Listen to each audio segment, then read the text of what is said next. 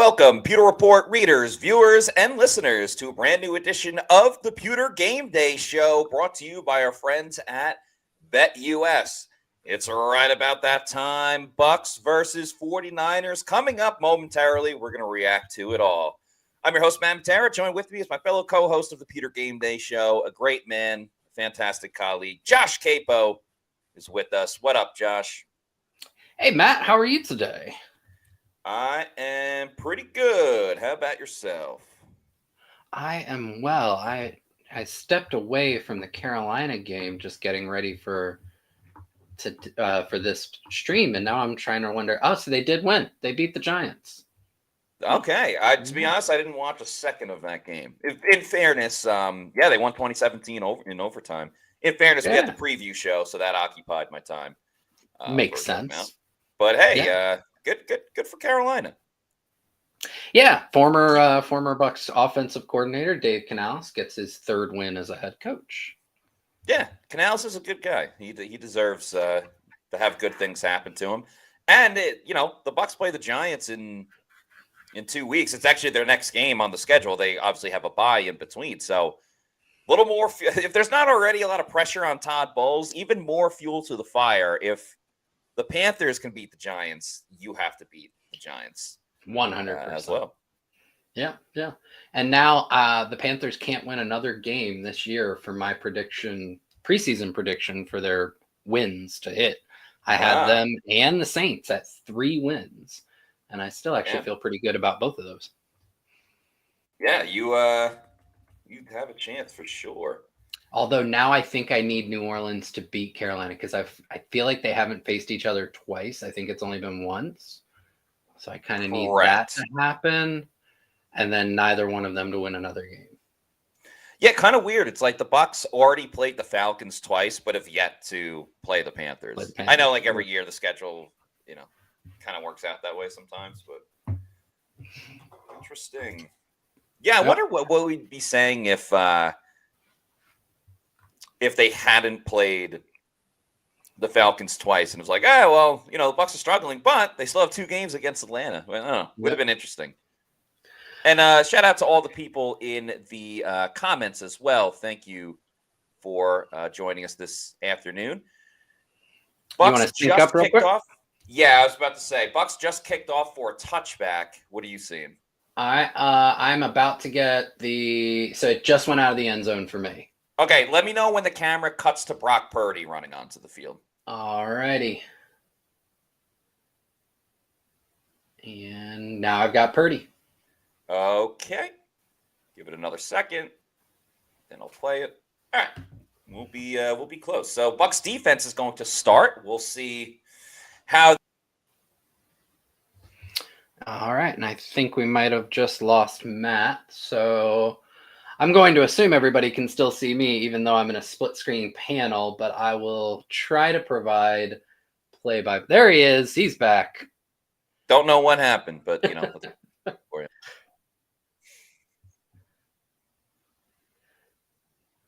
And Christian McCaffrey, first play of the game, looks like 6 yards. Welcome back, Christian McCaffrey. Yeah, perfect time for him to return. I'm sure every Bucs fan is happy about that, regardless of their fantasy team rosters. So yeah.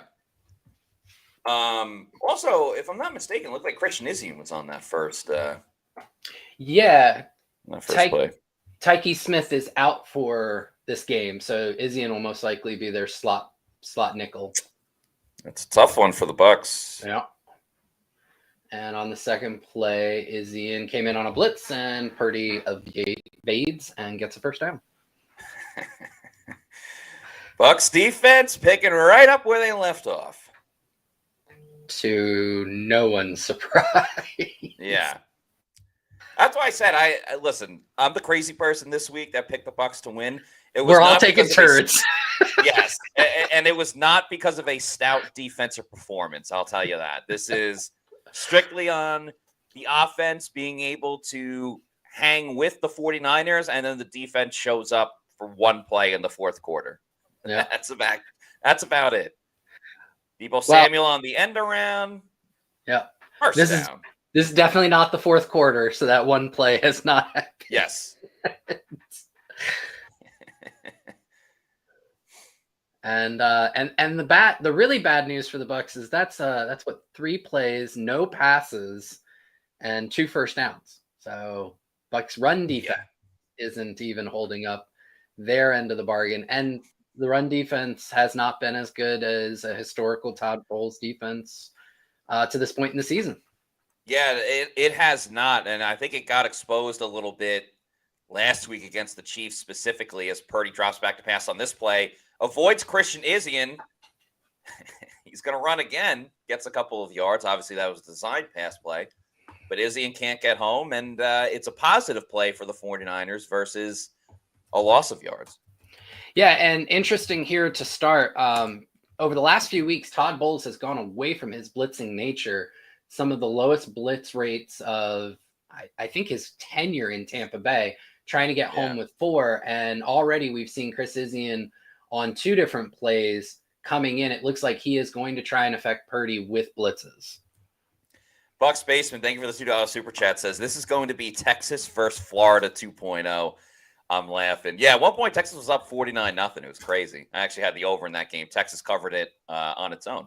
Purdy goes play action, dumps it off. A little high, ball in the air, nobody home. Oh, man, that could have been the chance for the Bucs.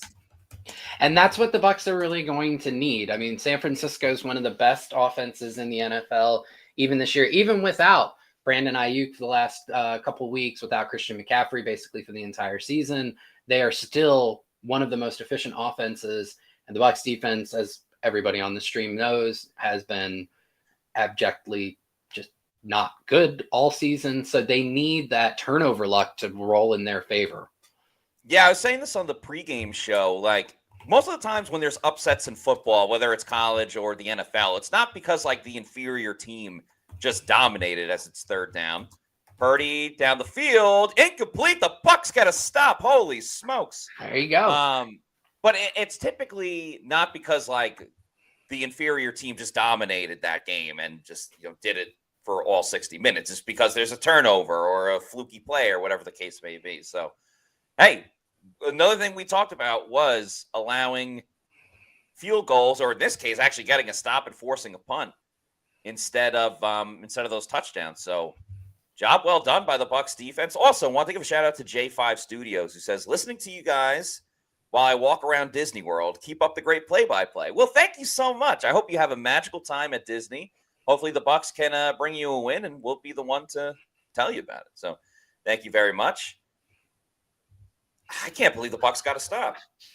I mean, keep in mind, like last week, right, against Kansas City, first few drives, the Bucs actually defense,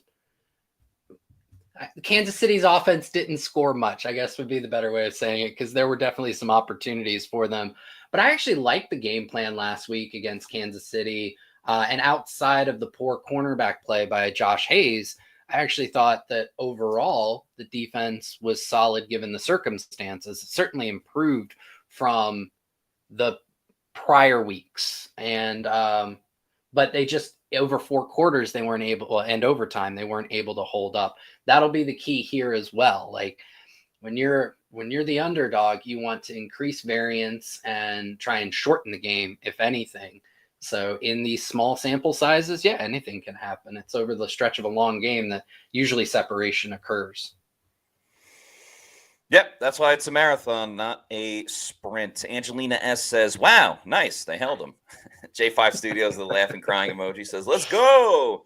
Tony Bow says, 95-yard passing touchdown incoming. I would love that because I had the over on Baker passing yards today. For Queipo, taking it a step further, now this is insanity. A 95-yard touchdown pass to Queipo. I would love it if it's a 95-yard passing touchdown to a tight end. Not Queipo, though, as I have Kate Otten in my starting lineup for fantasy football. There you go. For Queipo, if Queipo catches a 95-yard touchdown pass, I will pay for your bar tab the next time you go out. I was going to say, or if you're not a drinker, I will buy you dinner. I'll pay for your dinner meal. I was going to say, give him a free Pewter Report premium membership to the YouTube channel if he doesn't already have one. I will throw that in as well. Q's44 says, back in action. Let's go, Bucs. Hells to the yeah. For a second there, I thought that was a peach at the end of his comment, and then I read the screen name Put and it I'm together. Like, yeah, no, I'm just dumb. Now, Q's44 is a constant chatter in the comments. Yeah, a great fan. We appreciate the support. Yes, we do. We appreciate everybody that's watching the show. Whether or not you're a Pewter Report YouTube channel member, we have a lot of love for you as well if you are a Pewter Report YouTube channel member. But nonetheless, yeah, thanks for rocking with us. I know the Bucs have not played well lately, but hey, you never know when they can turn things around. Bucs will start in shotgun as well. They run it with Rachaad White. Bounces off of Cody Mauch and is able to head up the field for about 3 yards. Interesting, the wide receiver setup there. Ryan Miller, Sterling Shepard, and Rakim Jarrett. So even though Jalen McMillan is activated, he does not get on this first rep. So is he wide receiver 4 today? Could be that they have him on a pitch count because he is still dealing with the hamstring, although so is Sterling Shepard. So maybe there's some alternation there to try and ease up on both of their hamstrings. So something to monitor. Bucs in 21 now. Going with the pony package. Pony package. As they run it with Bucky Irving. Gets a couple of yards. And while this will set up 3rd and 5, this is even progress for their run game versus even last year or very early this year. Just on the doorstep of their own goal line or shadow of their own goal line, they were able to pick up, 2 to 4 yards, which wasn't always a guarantee in games past. So showing the progress of the run game over the last month and a half, 2 months. 3rd and 4 for the Bucs. They certainly have a long way to go, but they are out of the shadow of their own end zone. Baker looking, doesn't have anyone open, throws over the middle. It's caught by none other than Cade Otton, who's looking even more badass with the jersey kind of wrapped up and the shoulder pad out a little bit. Yeah. Well done by Baker Mayfield and Cade Otton. Yeah, Baker got to, that looked like it might have been his 4th read and potentially the second time he came back to Otton there. Great job by the offensive line to give him all that kind of time. Yeah, spot on, Josh. I was going to say the offensive line deserves a ton of credit. Also, we got to see Wirfs against Bosa. That was very cool. And Wirfs kind of pushed Bosa into the mix. Baker looking to pass again. Has Rakim Jarrett. And gets a couple of yards. Kind of looks like Chris Godwin a little bit. Like the way the jersey and the pants is looking, the body build. Yeah. Absolutely. And out of all of these receivers, he moves the closest to Godwin. Just the way that has to do with it too, for sure.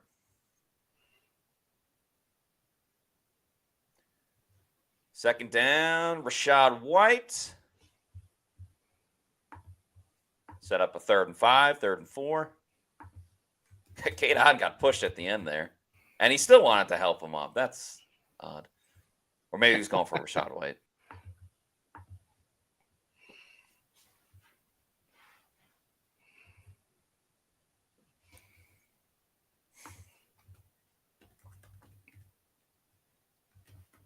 All right, let's see who the Bucs go to on 3rd down. Still no Jalen McMillan. Rachaad White actually lines up. Now he comes back to the backfield. Baker to Rachaad White makes the catch, but he's going to be short. Well done by Greenlaw. Sorry, not Greenlaw. Fred Warner. Greenlaw is not playing. Fred Warner, as to be expected, makes a great play at inside linebacker. So that's why he's the best in the business. Yeah, maybe a yard. Yep. Bucs tried to create a pick for Rachaad by running a couple of slants to the opposite direction. And Warner, even though he got tripped up, still able to pick up White and make that tackle. He's just really, really good at his job. Yeah, sometimes you just have to, tip your cap, and I think that was the case on that play. Niners going to return it. Ryan Miller on the tackle. So doing a little bit of everything. Lining up a wide receiver. and playing special teams. So no blood after the first drive from each team. And let's see. Anyone score yet? Minnesota's up 3-0 on Jacksonville. Buffalo's already up 7-0.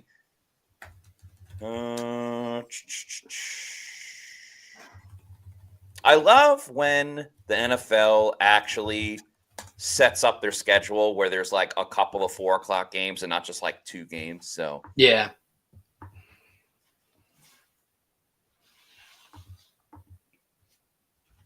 And a pretty good Sunday night game as well. Detroit, Houston.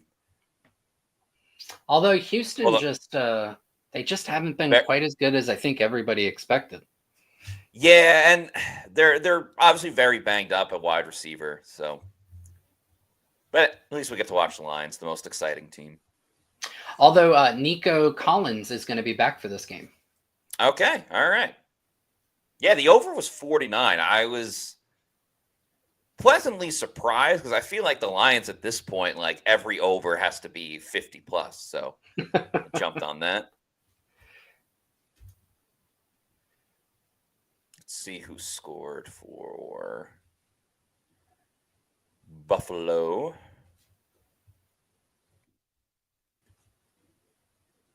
Oh, it was a pick 6. Wow, very cool. Sorry for Joe Flacco, who just got intercepted again. Damn, you know who they should put in at quarterback is the guy that they took top 5 overall. Yeah. And readily admitted when they did it, he's going to need time and they need to be patient. And then they did neither of those things. Do you think it had anything to do with like they won a couple of games and were kind of more in the playoff mix than maybe they expected, so therefore no, I honestly think it's Irsay is too impatient. Like I think that's ownership meddling, especially because if you look at like some of the like when who's their head coach? Shane Steichen, right? Steichen, yep. When he does like media availability and they ask him, he looks like a depressed dad, like having to say bad things about his kid that he doesn't want to say. I don't think that was Steichen's decision. I don't even necessarily think that was who's their GM. It's escaping me at the moment. It's not Ryan Poles. That's the old one. Yeah, I was going to say Bill Polian, but not him for sure. That's going way back there. But yeah, I think that it was Irsay. Irsay's like, Joe Flacco does better, put him in, and doesn't understand how much it's putting their organization back. And the Bucs get a sack. Is that Greg Gaines and Jordan Whitehead? Gaines for days. Yeah, Gaines' first game back after a couple where he's had to be out with injury. And the Bucs have been getting pressure on Purdy now for 2 consecutive drives. Yes, they have.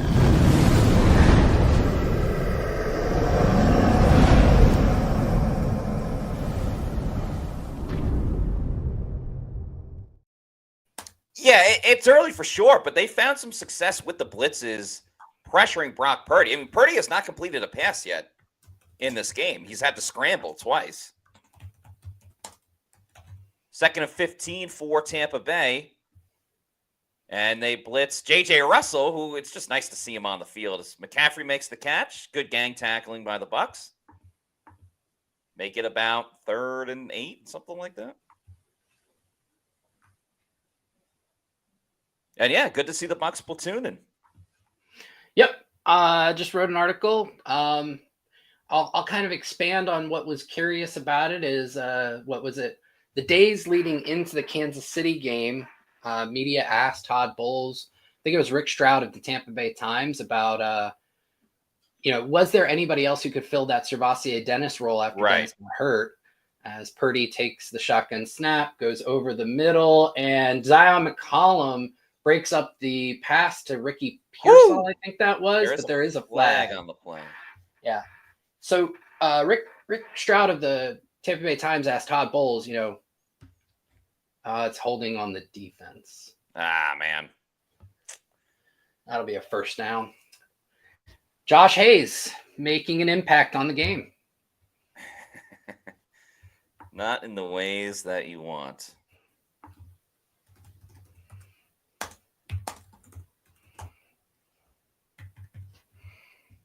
I'll try and get to it at the commercial because it's a little bit of an extended kind of story. But Russell's still in there. Hand off to McCaffrey. Logan Hall with the stop. Despite the holding on Hayes, good play by Zion McCollum. Continues to have a great season.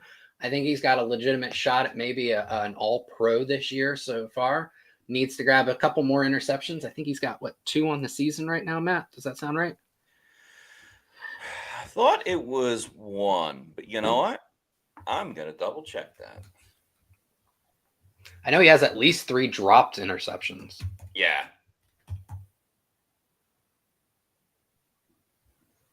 They fake the end around, going the other way to McCaffrey. And, Zion had it. I mean, it's second down anyway, but Zion had a chance for the tackle. In fairness, it's very difficult to tackle him. And you are correct, Josh Queipo. He has 2 interceptions. First one came at Detroit. That was very early in the game. It might have been the Lions' first drive, and then got one against New Orleans as well. Ah, there it is. Actually had 2 interceptions in that game because Tyke Smith had an interception as well. That's right. 49ers close to midfield. They have a 1st and 10. They're at the 49. They pitch it with Mason, who's back to being a backup, but did a really good job as a starter. J.J. Russell, still in the game, makes the tackle. It'll be interesting. One of the things I look forward to every week is your snap count article the day after a game to kind of understand what was the game plan from a personnel package standpoint. And you best believe tomorrow I'm going to be looking for the J.J. Russell versus K.J. Britt snaps. Yeah, I've already thought in my head that might be what I lead off with, at least for the defensive side, barring whatever else we see in this game. Purdy has time, throws over the middle, caught by Ricky Pearsall. That's a touchdown. And yeah, that's a touchdown for Ricky Pearsall. Bad for the Bucs. Honestly, given his story, good for Ricky Pearsall. Yeah. Former teammates with Rashad White at Arizona State, and then, of course, finished his career with the Florida Gators. Yeah, you got to imagine there are at least a few Bucs fans in the stands at Raymond James Stadium feeling a little bit good for Pearsall, as obviously a lot of people in the Tampa Bay area are Florida Gator fans. I'm going to tweet that out. Bad for the Bucs, but good for Ricky Pearsall, given what he went through this year.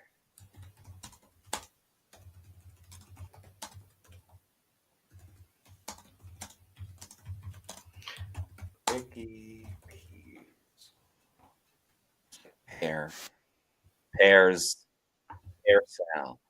Pearsall. Yeah. Or just pairs all. Anyway. Tough one for the Bucs, but they are down. So now that we're at commercial, I'll kind of go back to what I was talking about with regards to Russell, who was kind of the culprit on that particular play. Just couldn't spin back in time to affect the pass at all, allowing Pearsall to get that catch. Just really kind of a disconnection in what Todd Bowles said versus what he did over the last couple of weeks. I think it was his Friday media availability prior to the Kansas City game. Rick Stroud of the Tampa Bay Times asked him, at the beginning of the year, KJ Britt was the early down linebacker. Shavassia Dennis would come in later on passing downs. And with Dennis down, Rick asked him, is there no other linebacker on the team that can kind of perform that function? And Bowles' answer was basically to the effect of, when Shavassia went down, and you have to assume up to that point because nobody had actually taken that role, none of the linebackers on the squad were ready to take over that role, right? And he kind of made it out to be like they're too new to the system, specifically pointed out Vi Jones, who's on the practice squad and actually elevated today. So you may see Vi Jones, just not prepared. the interesting thing is J.J. Russell has been in this system for 2 years. Bucs signed him to the practice squad in May of 2023, and he's never left the team. Yes, he's been promoted and then cut, but immediately re-signed to the practice squad.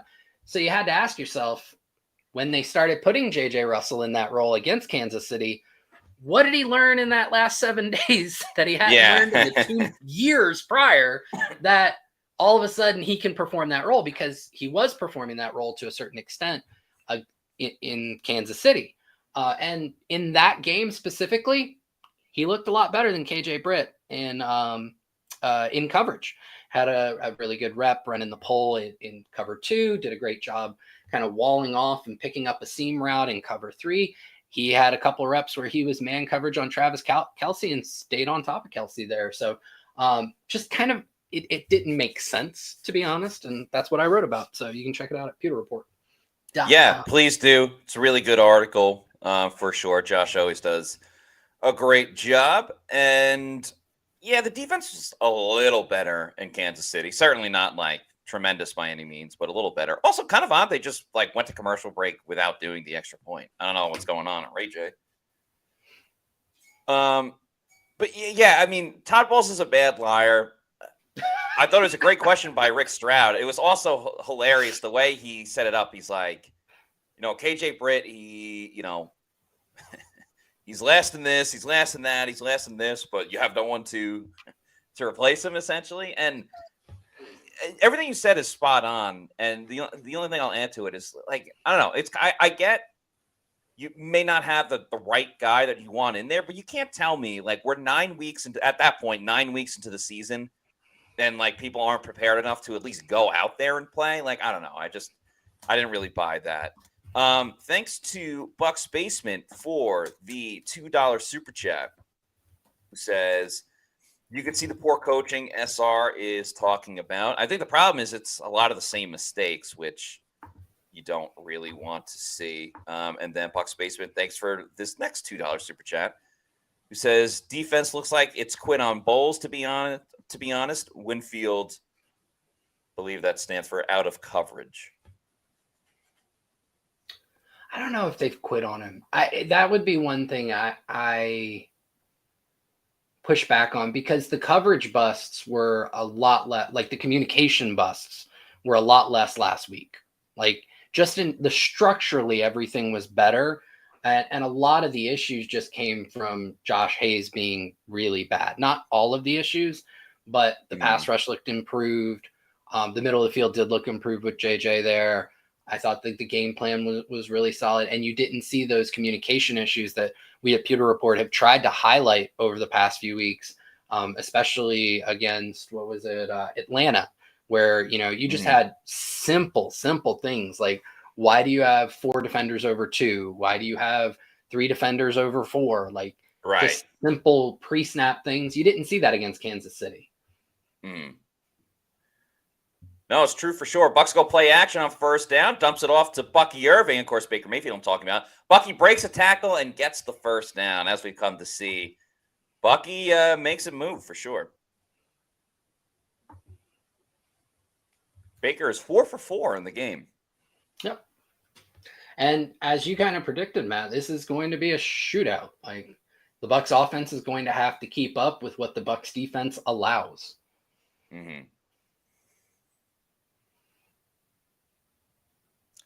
Bucky Irving will stay in the game. Trey Palmer is on the field as well. They go play action again. Baker, that was wild. Short little dump off pass to Ryan Miller. It looks like they're saying incomplete. At first, I thought he was going for Bucky Irving, but it made more sense. The way that, like, the velocity that he had on that ball was like way too hard for like a dump off pass to the running back, but made sense with Miller.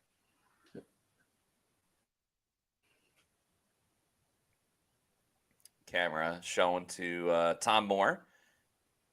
Vita Vea had the funniest picture of Tom Moore last week. It was some type of a delayed handoff to Bucky Irving. Had some room. Nice draw. About 6 yards. Yeah. But yeah, it was like an emo-looking Tom Moore. Like Vita Vea, I'm sure was like using Snapchat or something, and you had the different graphics. But it was so funny. It's on my Twitter if you want to scroll through and find it. But I highly recommend everybody check it out. And I think it was his birthday the other day as well. So happy birthday to Tom Moore. It was also Liam Cohen's birthday on Friday. So happy birthday, Liam Cohen. And I believe in 8 days, it's Todd Bowles' birthday. 3rd and 5 for the Bucs. Baker steps up. He gets hit, then almost tackled by Luke Gedeke, and eventually goes down as a sack. And the Bucs will have to punt again. Something I did not expect is how much San Francisco has been lining Nick Bosa up over Tristan Wirfs. Yeah. I thought that they would have probably wanted to exploit him versus Luke Gedeke.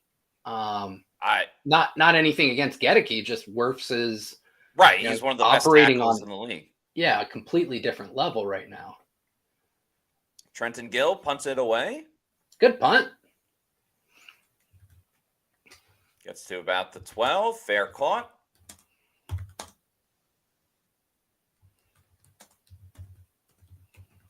Cowing. You think they will call him Cow as a nickname? Like, hey, Cow, how's it going?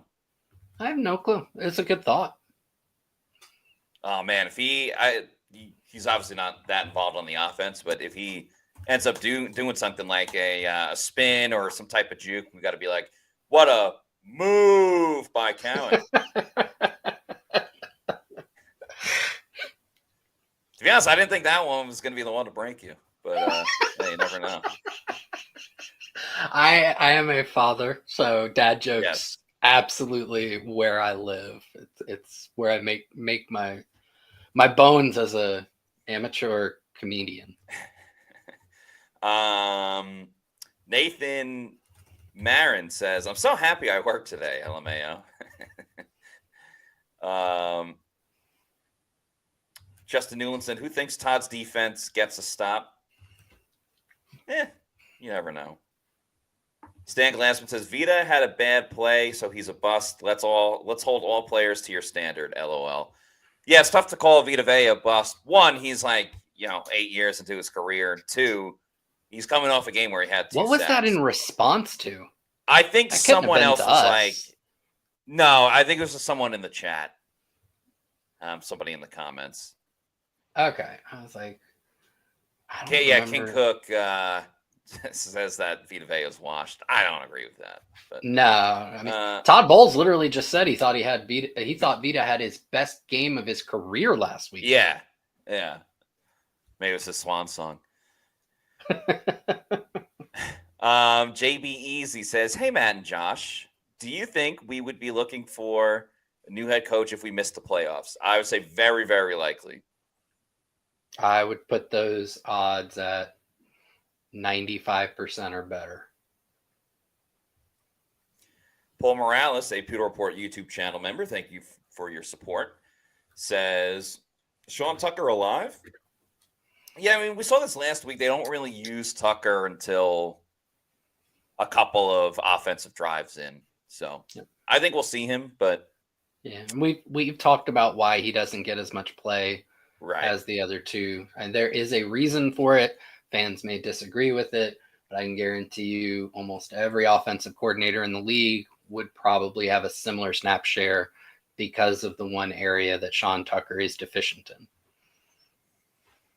DJ34 says GM too, talking about the firing. I don't think Todd. I don't think Jason Light would be fired. No. This seems up. JTS is offsides. Now we got the blame game. No, that's a false start. All right, false start. Game blouses. It's a Chappelle Show reference for those wondering. Shaggy said, "I bought milk and Tucker's picture was on the carton." LOL.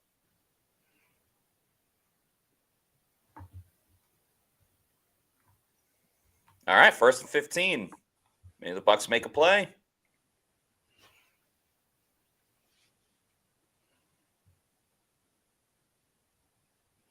Deebo Samuel goes in motion. They run it with Christian McCaffrey, and they immediately regain the yards that they lost and more.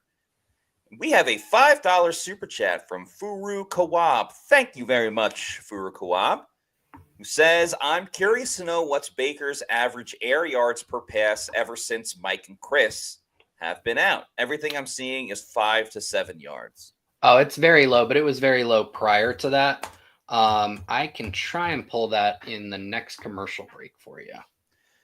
All right, so stay tuned, Furu Kawab. But yeah, I mean, everything this season has been fairly underneath, and that's fine. I mean, the Bucs have been scoring 30 points a lot this year, and 24 the last 2 games, despite all the injuries. So, just a different style and method to scoring points. And at the end of the day, for scoring points, who cares how you do it? It could be 10 fake punts for all I care.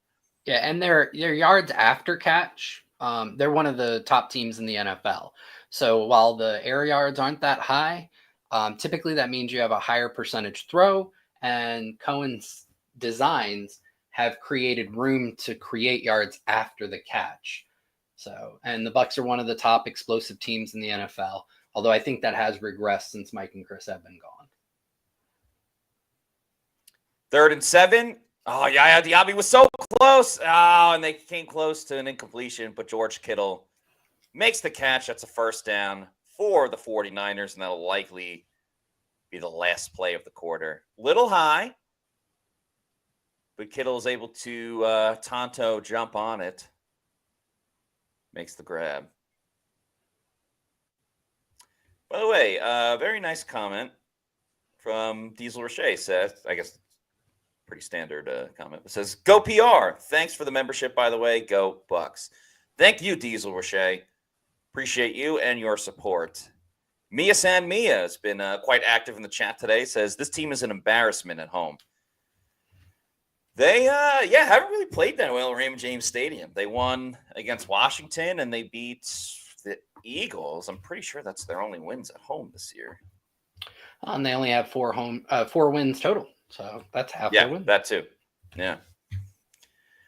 Okay, a little bit of a scoring update. Denver is up 7-0 on the Chiefs. Steelers and Commanders are tied at 7. Jacksonville, surprisingly, has a 7-3 lead on the Minnesota Vikings. Let's see who scored there. Trevor Lawrence out. Yeah. T-Law. Who scored for the Jaguars? While you are looking Mac that Jones up, is playing. Yeah, I do have the answer to the question from earlier. Baker's average depth of target over the last 2 games has been 6.2. His season-long average is 6.6, so it is slightly reduced, although I wouldn't say significantly so from the Mike and Chris days. So prior to them getting injured, both Mike and Chris were at their lowest average depth of targets of their careers for both players. So just a function of the offense. Appreciate that, Josh. Thank you for looking that up. The touchdown was actually by Mac Jones. It was a 3rd and goal, so I'm assuming it was a QB sneak of 1 yard. Saints are up 3-0 on the Falcons. That's good news for the Bucs. Patriots are up 3-0 on the Bears. Bears. Yeah, Bears. Shout out Mike Ditka. Great role in kicking and screaming. I feel like we talked about that a couple weeks ago, but it bears repeating, pun intended. But I think I'm going to use pun intended more. Everyone says no pun intended. I want everybody to know that that's what I'm using it for. We have another super duper chat. Thank you to Bucks Basement. $2 says 3rd and anything, throw the ball down the middle equals 100% of the time. Talking about the Bucks defense. And yeah, I mean, again, just take the over on every receiving yard prop for the starting tight end facing the Bucks. Matt, and yes, they played some great ones, but yeah, for sure. I do have a question going back to what you were talking about right before this comment. If the Bucs have a really bad offensive drive, would you be willing to say punt intended? Yeah, I guess so. But that's more like common sense. I think. Fair. I just thought that would be a decent It run would, yeah. on pun intended. I think it'd be better if it's like 4th and short. It's like, oh, what are they going to do? Are they going to go for it? Nope. Let's go with the punt. Punt intended. Yep. I like it. Purdy over the middle to McCaffrey.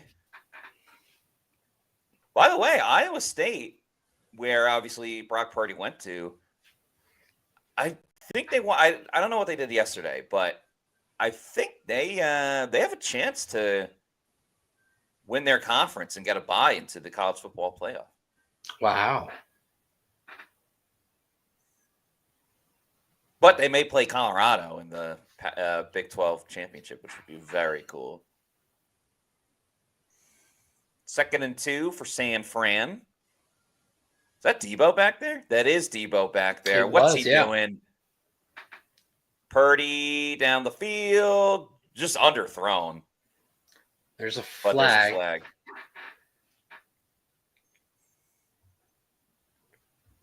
That's against Zion. Boo! As Miguel R. says, come on, Zion.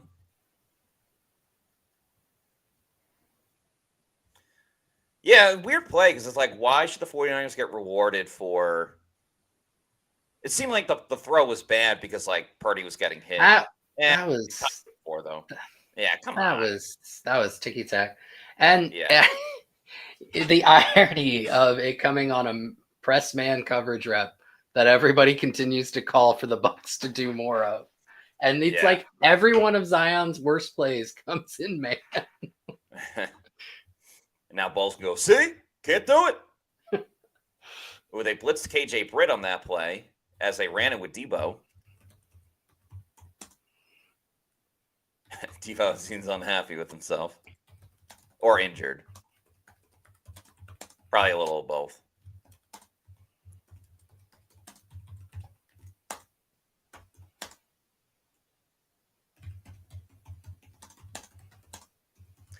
Yeah, I didn't like that call by the refs. 2nd and 8. 49ers getting close to field goal range. Still need a little ways to go.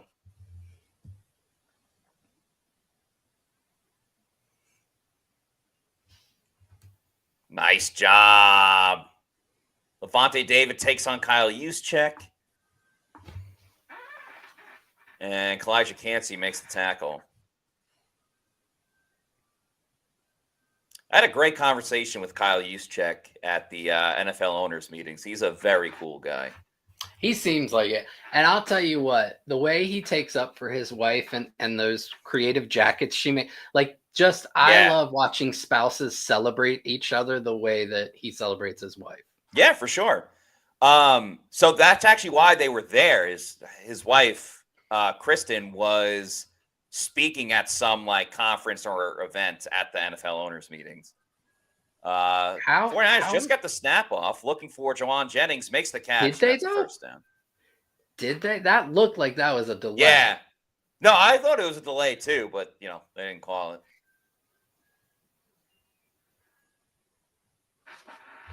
By the way, Kristen Juszczyk is from my hometown. She was actually in the grade below me. So I have some friends and acquaintances that are great friends with her. And have become friends with Kyle Juszczyk. So little 6 degrees of Kevin Bacon there for you. There you go.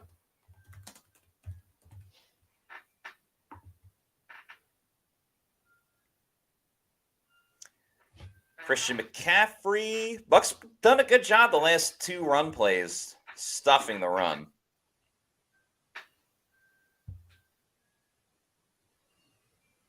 Yeah, that was kind of weird. It definitely felt like they did not get the snap off in time on that 3rd down. Yeah. Between that and the phantom, was it holding? I think it might have been holding on Zion rather than a pass interference.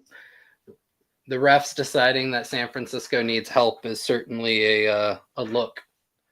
Why do the refs hate the Bucs? It feels like every week there's like a missed this or a bad call, whatever the case may be.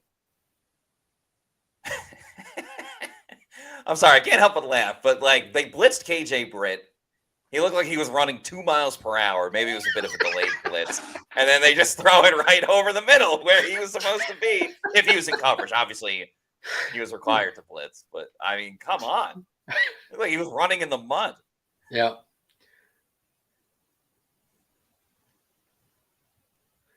So 3rd and 3, though. See if the Bucs can get off the field. And they're not going to get off the field. This isn't a prediction. It's a spoiler. Is he in on the blitz? Purdy down the field. Oh! Jennings took a shot from Zion McCollum, but held on, and first down.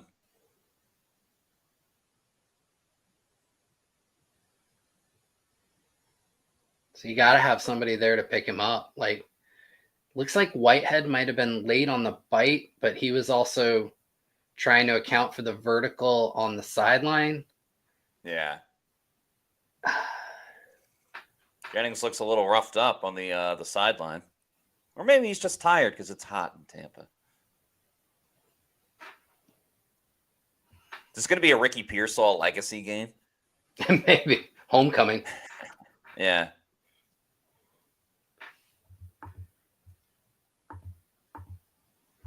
That really is such a wild story because he got shot in the chest, right? And just like shoulder. Completely shoulder.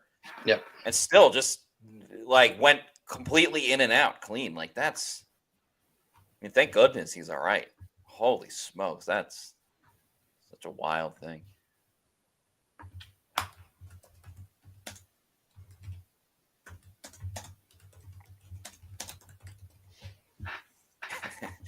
Joshua Porter with a funny comment. Get to it after this play.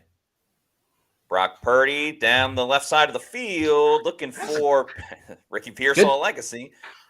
Good job by Hayes there in coverage. He was right on it. Contested it at the catch point. Josh Hayes with a good rep. Yeah. Joshua Porter says it's crazy when you go into a game knowing you're going to get blown out. It doesn't make you as mad when it happens. All right, 3rd and 9. With 9 minutes to go, exactly 9 minutes to go. All right, looks like the 49ers have Debo on Josh. Not a good matchup. Yeah. Running underneath, though. Purdy to the end zone. Incomplete. The Bucs get a stop, and that's what we talked about. Red zone, forcing those touchdowns into field goals.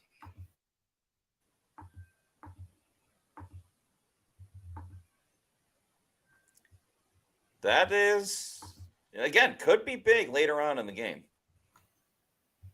Speaking of later on, we will have Tom Krasnicki, joining us around end of the 3rd quarter, start of the 4th quarter. He'll be on with us. We'll preview the overtime show and get his thoughts about what's going on in the game.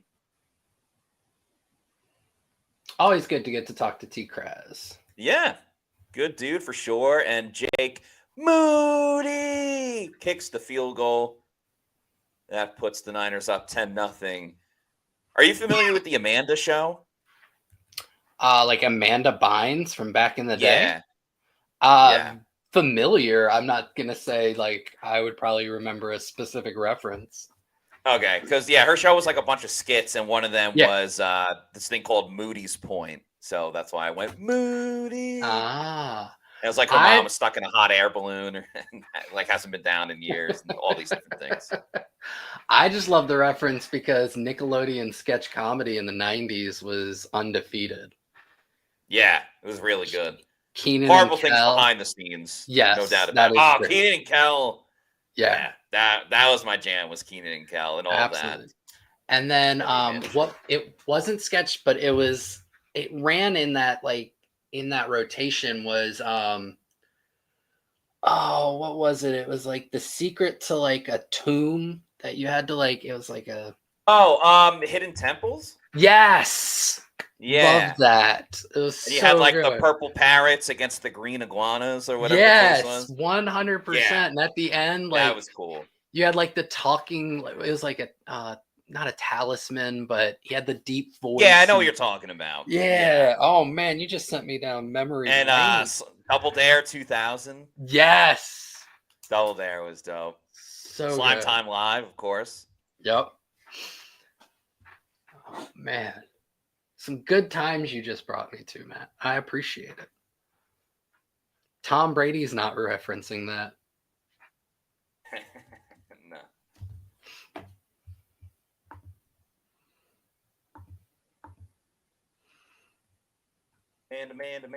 Amanda Show. Of course, one of the famous Amanda Show characters was Courtney, the one that would go, Maha! And she was hilarious.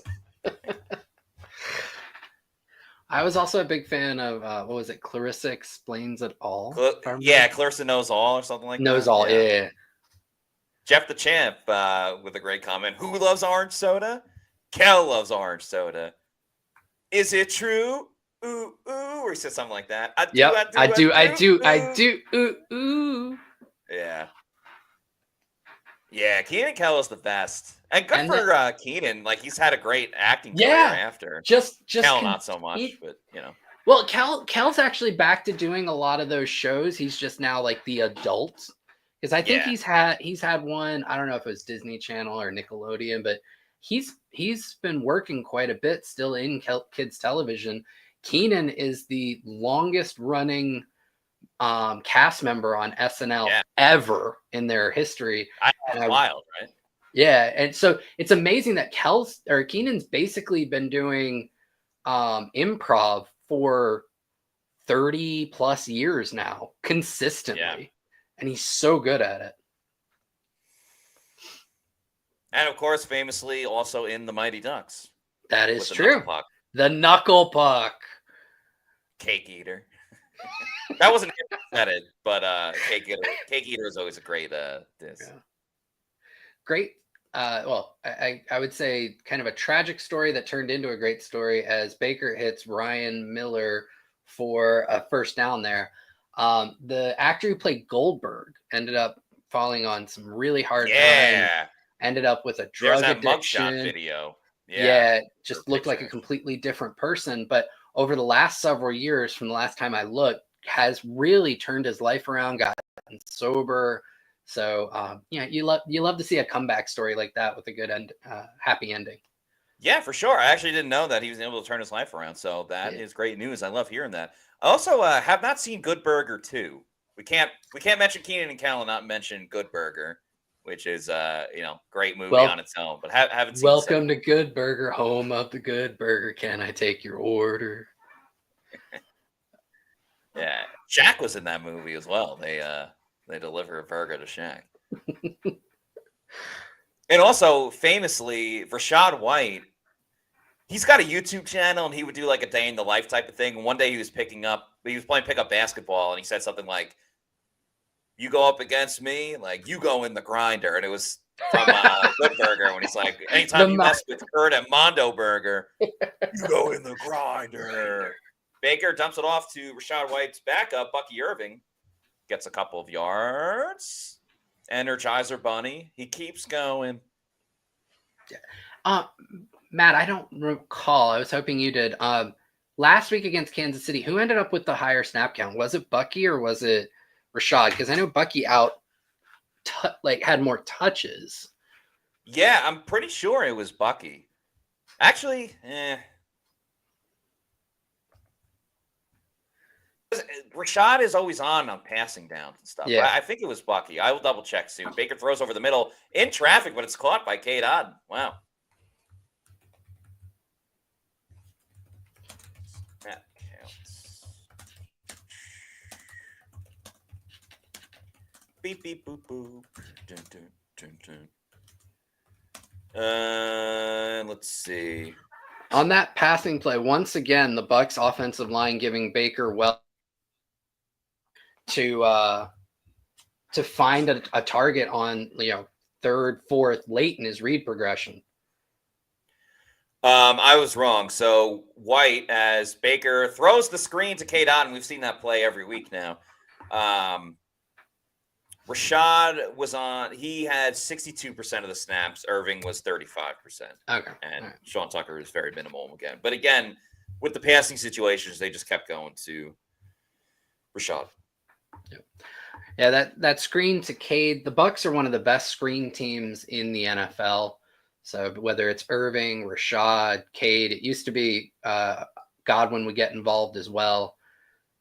It's one of their best plays. Here comes a run to Bucky Irving. Oh, man. He's going to whip around like a being on a rodeo. Collins' helmet comes off. He's able to get the stop, but credit to Bucky for at least like getting a yard. Yeah.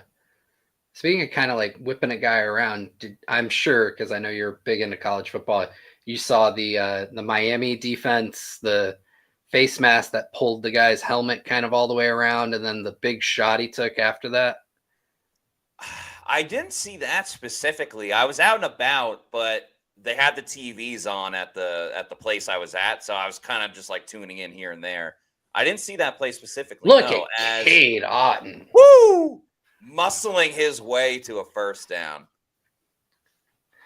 I was immediately thinking, like, oh, are they going to have to? They're going to have to think about going for it.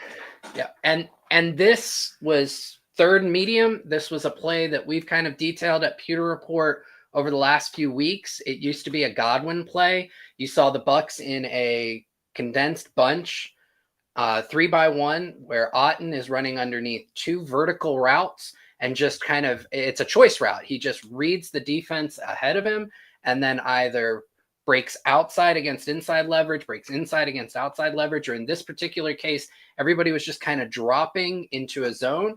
And so he just sits underneath it. That was a Chris Godwin staple. And Otton took it over against, was that Atlanta? And they came back to it here. Great observation, Josh. We do have some awful news. It looks like Tristan Wirfs is the player that is down on the field for the Buccaneers. Oh, no. Outside of Baker Mayfield, probably the last person they could afford to lose on the offensive side. So, got to hope and pray at this point.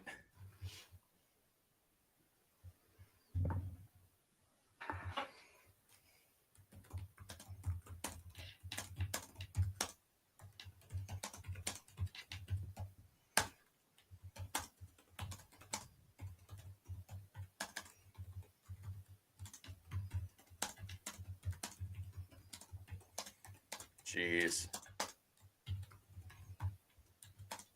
King Cook with a little positivity says, Wirfs is a dog. He'll be back. Let's hope so. Lucas Petit says, if Wirfs is out, Bosa is going to have 5 sacks. Jordan Schneiderman says, please, Lord, don't hit Wirfs with a serious injury. Just kind of speaking of injuries, I've never in my life seen a team so affected by late week injuries as this 2024 Bucs team. Like every Friday, it seems like there's somebody who magically pops up with an injury they had not been dealing with. And it has certainly affected this team quite a bit. So yeah, it's been wild how they continuously get someone injured over and over and over again. Different positions, different level of importance of players. Damn. Oh, and he's limping off like that looks bad. No cart, which is good, but very tender. Almost no weight on it. Yeah, I mean, he's certainly done for at least the quarter with 450 to go.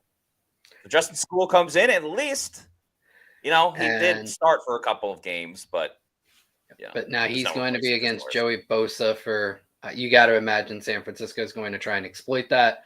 Good job by Cohen to make the first rep direction. Right. Yeah, let's see the replay. Yeah, the knee. I mean, obviously he was limping. It could be his ankle as well, but that's awful. Jeez. But hey, Bucs got a good run on first down. Maybe they'll just never have to pass it again if they keep running. Well, second run looks better than there the you first. go. Nucky if you Bucky. Irving scampering down the field to the 15. We also had Cade Otton on his side. He actually blocked Bosa first on that play. Obviously, it was a run play too, so different assignments. But yeah. And something I think under discussed is Cade Otton's improvement as a blocker this year, specifically in the run game. He has absolutely turned into one of the better run blocking tight ends in the NFL. It's been a great development along with his impact in the passing game. Bucs go with an end around jet sweep to Sterling Shepard. Picks up 3 or 4 there. They are in.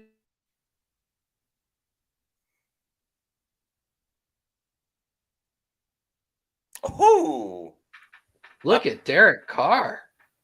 Yeah, MVS, the USF alum. Let's go.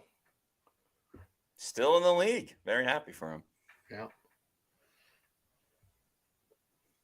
The NFL still needs those, like those breakaway speed guys. Maybe they only do one thing, but the league needs a couple of those players every year. Yeah, absolutely.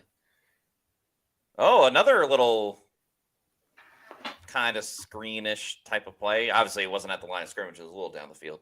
Like, Deshaun Jackson was more than just a guy that could go deep, but everyone knew, like, okay, Deshaun Jackson, big play down the field. That's what he does. Except for when he played for the Bucs, because James couldn't find him. But Ryan Fitzpatrick found him a ton.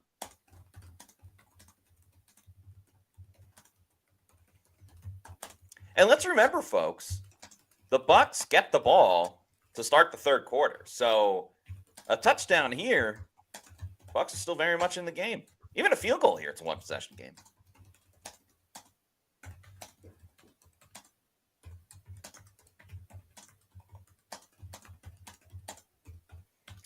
And that is the 2-minute warning. So while we have a little bit of time, we're going to tell you a little bit about the Tampa Bay Buccaneers cruise. We're on the Bucs cruise. Of course we're playing pool volleyball.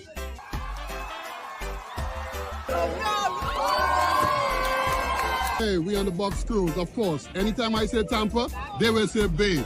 Tampa! Hey! Tampa! Hey! Tampa! Hey! We're on the Bucs cruise. Of course, I've got my Super Bowl 37 hardware. What do you think? We're on the Bucs cruise, and of course we had a pirate night. Arr! Arr!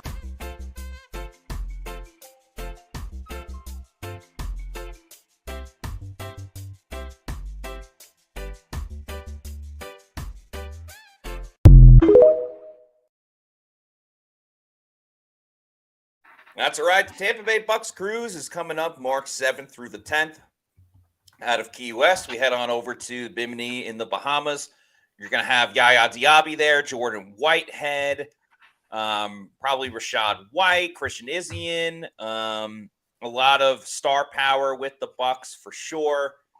Kalijah Cansey may be going. Of course, you're going to get the A-Train, Mike Allstott. Derek Brooks is going. So, going to be a great time. They got the water volleyball competition, trivia nights, VIP parties with the players, a lot of great fan interaction with players, Bucs fans. Pewter Report would be there as well, so we could all hang out.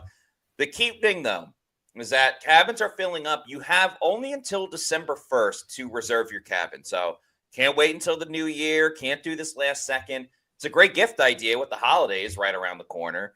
So if you want to reserve your cabin, and again, you need to by December 1st, you can do it at TampaBayBucsCruise.com or give them a call at 800-975-7112. Excuse me, that's TampaBayBucsCruise.com or 800-975-7112. I've only been on one cruise in my life, so looking forward to this being the second one. Yeah. God willing. Cruises are fun. Worse is limping off to the locker room. He looks like he could use a cruise. Yeah. Feel like he can afford one. Yeah, he could probably buy a whole cruise ship. All right, crucial 3rd and 5 for the Tampa Bay Buccaneers. Baker dumps it off to Bucky. Ah, man, that play was dead from the start. Campbell Sr., great job. He read it right away. Really not much Bucky Irving could do. I don't hate the design. Just tough. Again, the Bucs have one of the best screen games in the NFL, and San Francisco's just prepared for it this week. They're trying to lean on it in the absence of elite talent at receiver, and San Francisco's decided that they are going to absolutely make sure that the Bucs screen game is not what hurts them this week. That's why I had the under for receiving yards for Rachaad White, because last year he kind of torched the 49ers. Obviously, San Francisco had the last laugh, but last year Rachaad White had the big screen that went for a touchdown. So I had a feeling the 49ers would be ready for that this time around, and they were going to let Rachaad White beat them. But the Bucs do get on the board. It is now 10-3 because the field goal was good.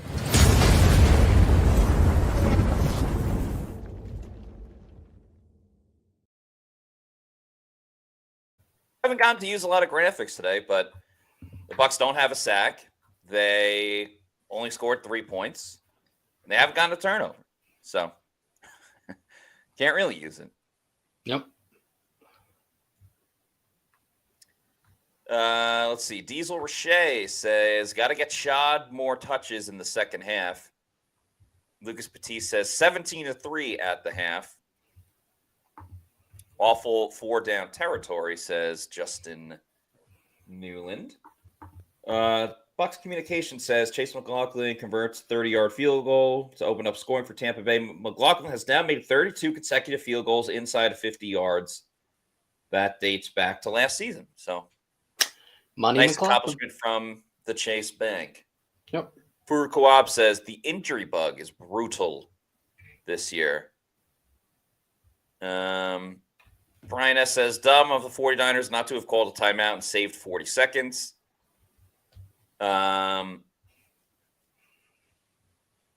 Yeah, I mean, I don't know. They still got plenty of time. You get to keep the timeouts. Angle says Gaines has a sack, Matt. Yes, that's true. We did play the sack video for that. That we did? Yeah.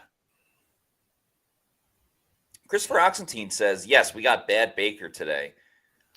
Baker's 11 of 12 for, 65 yards isn't a lot, but again, like, you got to have receivers open. Like, he's on multiple plays found his third, fourth, fifth read.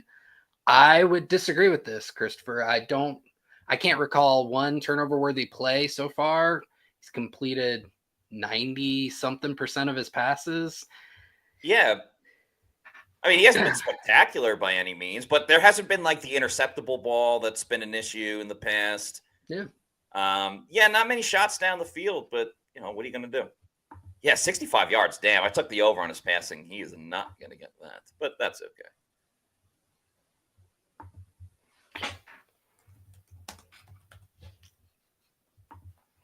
Yeah, so much for the MVP conversation for Baker.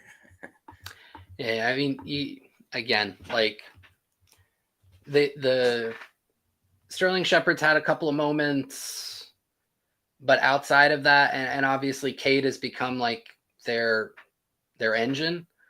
But you got to have guys getting open downfield to have an MVP season. Like, yeah.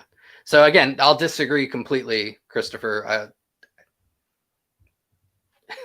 Like, he's hit almost every target. I'm with showing you that he can go through a progression. You got to have guys open to generate that kind of offense. I agree. And receiving, like you said, Cade Otton's been the engine, 5 for 35. Bucky Irving second, 3 for 14. That really all came on one play because as long as of 12.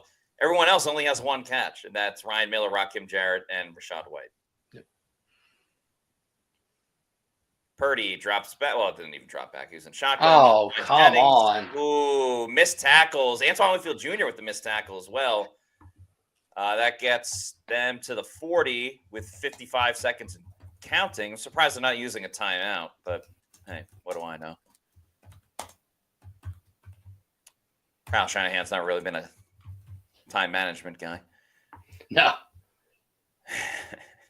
Not at all. Purdy gets rid of the ball, which it's also crazy to me. Sure, there's a lot to blame to go for Kyle Shanahan for the 28-3 choke, but he was also the offensive coordinator. Like Dan Quinn is the head coach, and it seems like Kyle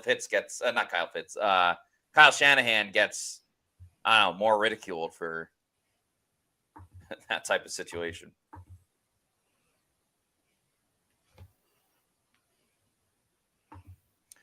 Yeah, very uncharacteristic play from Tweez.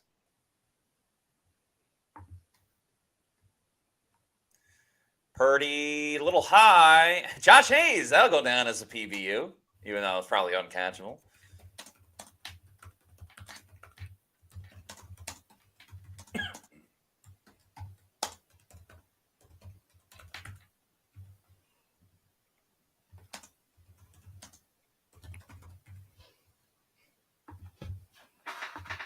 Yeah, if anything, like Purdy's made some nice throws, but he's thrown it a little high today. I think that could lead to an interception later on. Yep. And that's what the Bucs desperately need. Yeah. Purdy to Ricky Pearsall, tackled out of bounds by McCollum. Wow, the Niners didn't use any timeouts on that drive. Crazy. Nope. Both teams going into the half with 3 timeouts. Incredible.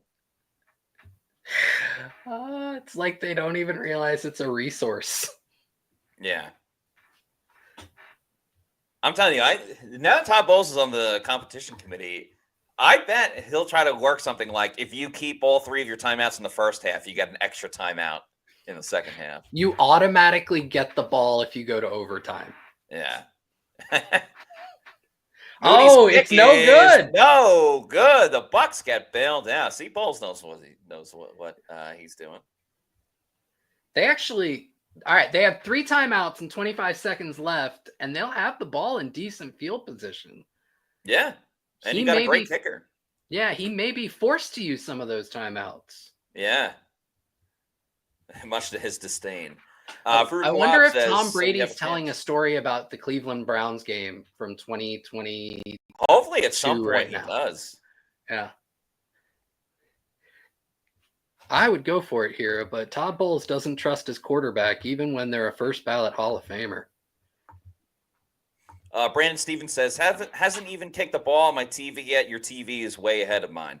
Apologies for that, Brandon, but this happens from time to time. Sometimes we're ahead, sometimes we're behind. I'd recommend just pausing us right now, and then you could time it up with how the game is going. So that would be my recommendation. Baker throws an inaccurate pass to Cade Otton. That'll go incomplete. 22 seconds to go. Bucs guy says Bowles wants to take a knee. Bucs fan says the same thing. Yeah, 65 yards. That's kind of crazy. Let's give some credit. It does look like Bowles is allowing the offense to try and get into scoring position here. Yeah, I mean, you have to. You can't say your season's on the line and every game at this point is a playoff game and then not be aggressive. As Baker finds Rakim Jarrett, timeout. That's a first down. Yep. That's a foist down. 17 seconds. Well, you have to okay.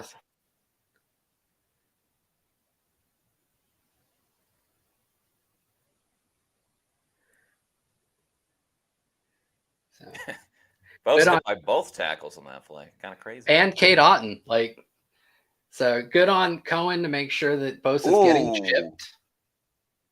I don't know if Rakim Jarrett fully had that. Well, yeah. But I think he caught it in his legs. I don't think the ball ever hit the ground. Let's see here. Ricardo Green in coverage. Oh, man, that looks so close.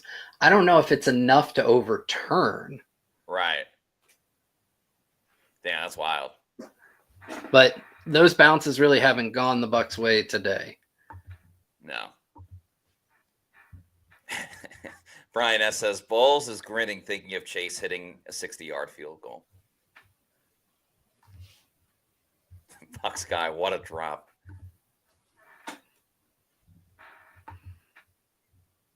All right, while it's at commercial, Oh, that's Yep, exactly go what I ahead. was going to do. I love how great minds Okay. think alike, and apparently Yeah. you and I do too.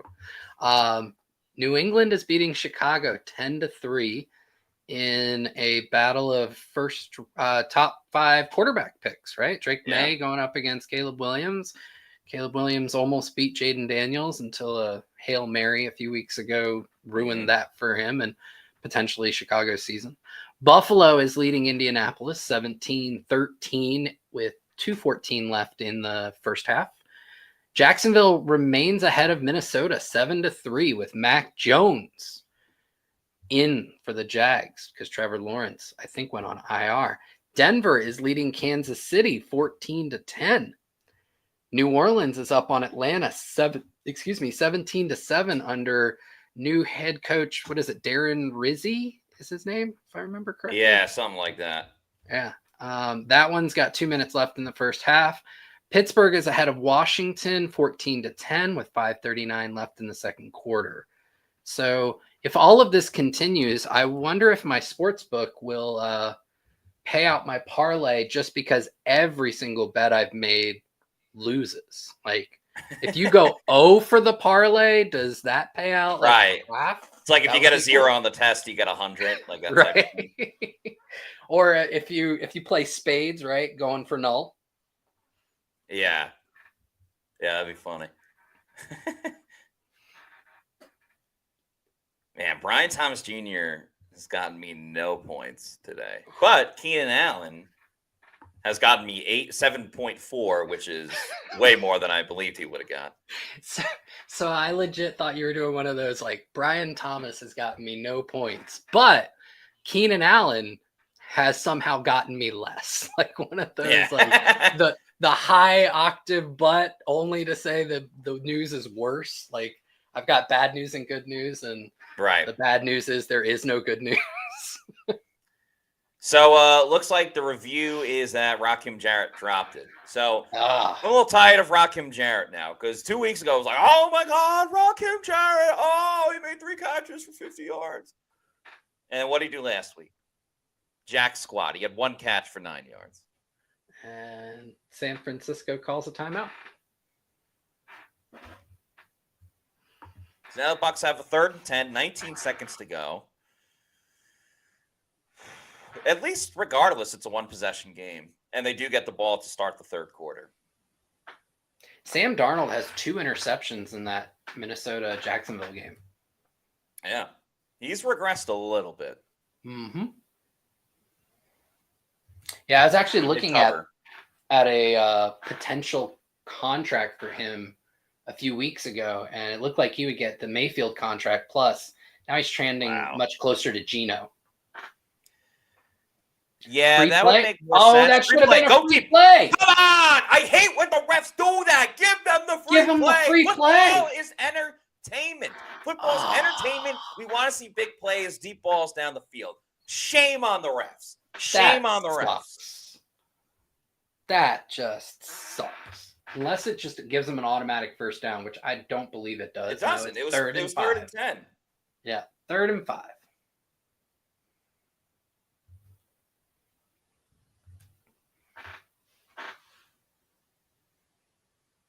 Shame on them. Shame. Shame. Shame. Good Game of Thrones Disgusts me. reference. Yeah. Oh, wow. Oh. Nothing's going right now. Nothing's going right. Jesus, Mary and Joseph. Yeah, when Kate Otten's not making plays, then yeah, boy. And he would have got out of bounds. He would have saved the timeout. Yikes.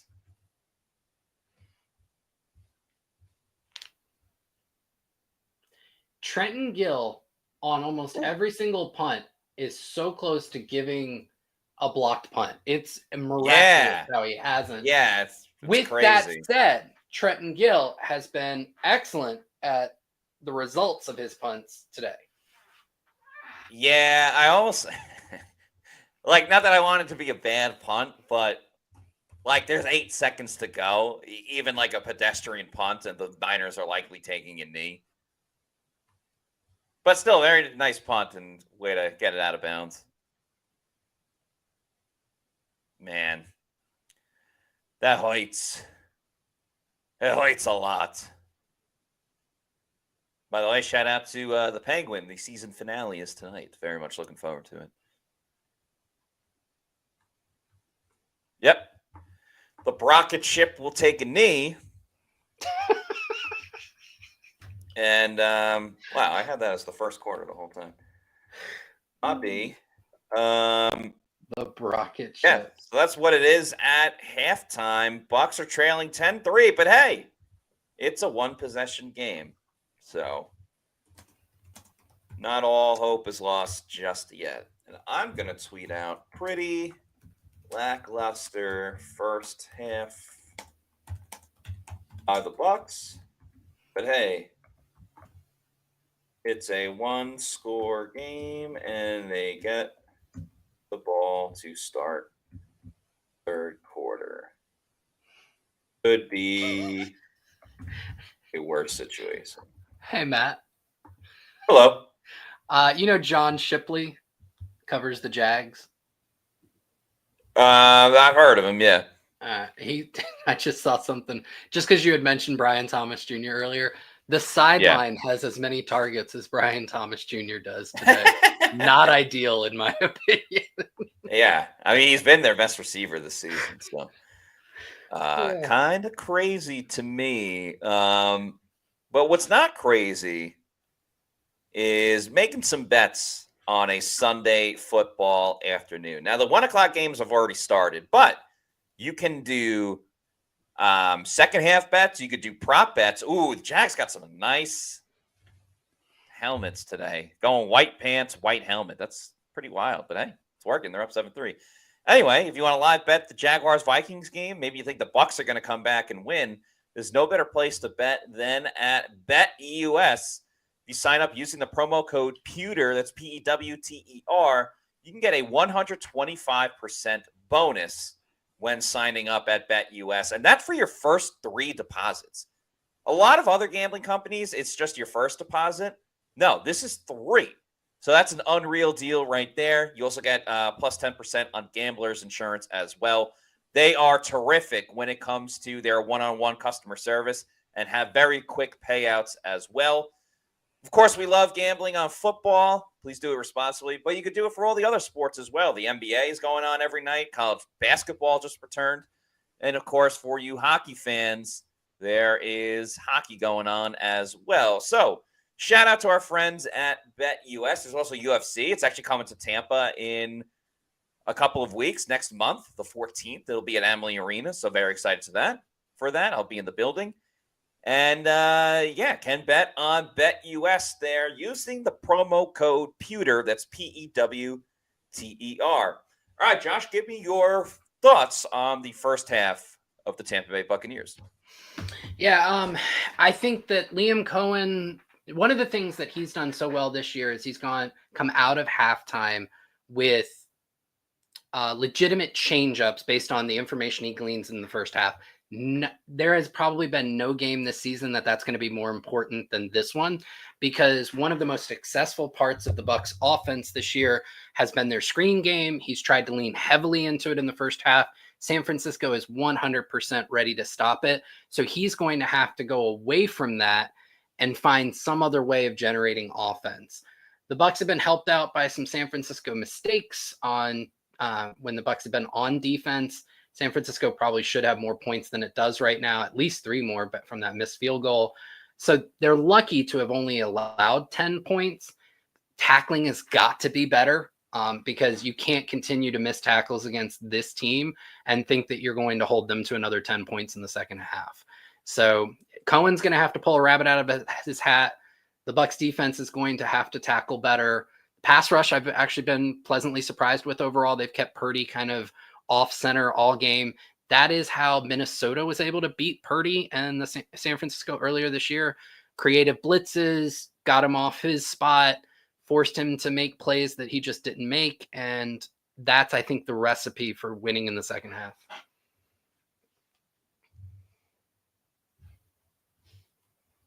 Matt, I think you might be on mute. I am on mute. My bad. I was actually plugging in my laptop charger a second ago. I didn't want the hustle and bustle of the sounds and stuff to interfere with your last statement. But yeah, I agree with a lot of what you said. I think the defense deserves a good amount of credit. I mean, to only allow 10 points, and I know it looked bad, like the 49ers were able to drive down the whole field, but then they got that stop that we were talking about, in the red zone to have the 49ers kick a field goal. They also got bailed out because the Niners missed a field goal. But hey, you're not gonna complain about getting a break. We know the Bucs haven't had a lot of breaks this season. So I'll take that as a win for the Bucs defense. But yeah, the offense has been kind of slow today. Costly drop by Rakim Jarrett. Costly drop by Cade Otton as well on that last drive. Running game has been kind of meh,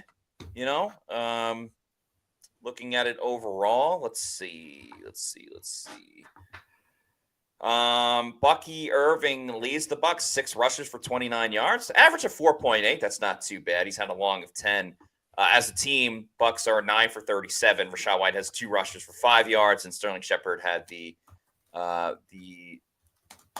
jet pass, whatever you want to call it, for 3 yards. So yeah, just not a ton of room for the Bucs. The passing game we've already talked about. They haven't gone down the field, but it's not really by choice. It's what the 49ers are giving them. It's what they've done this season. But yeah, to your point, Liam Cohen has been tremendous with first drives of the game. This will be the first drive of the second half, a little bit different. But if there's anyone that can make adjustments, he can make adjustments. Yep. Yeah. Let's get. It's going to be a real test for him. Yeah, no doubt about it. Let's get to some comments.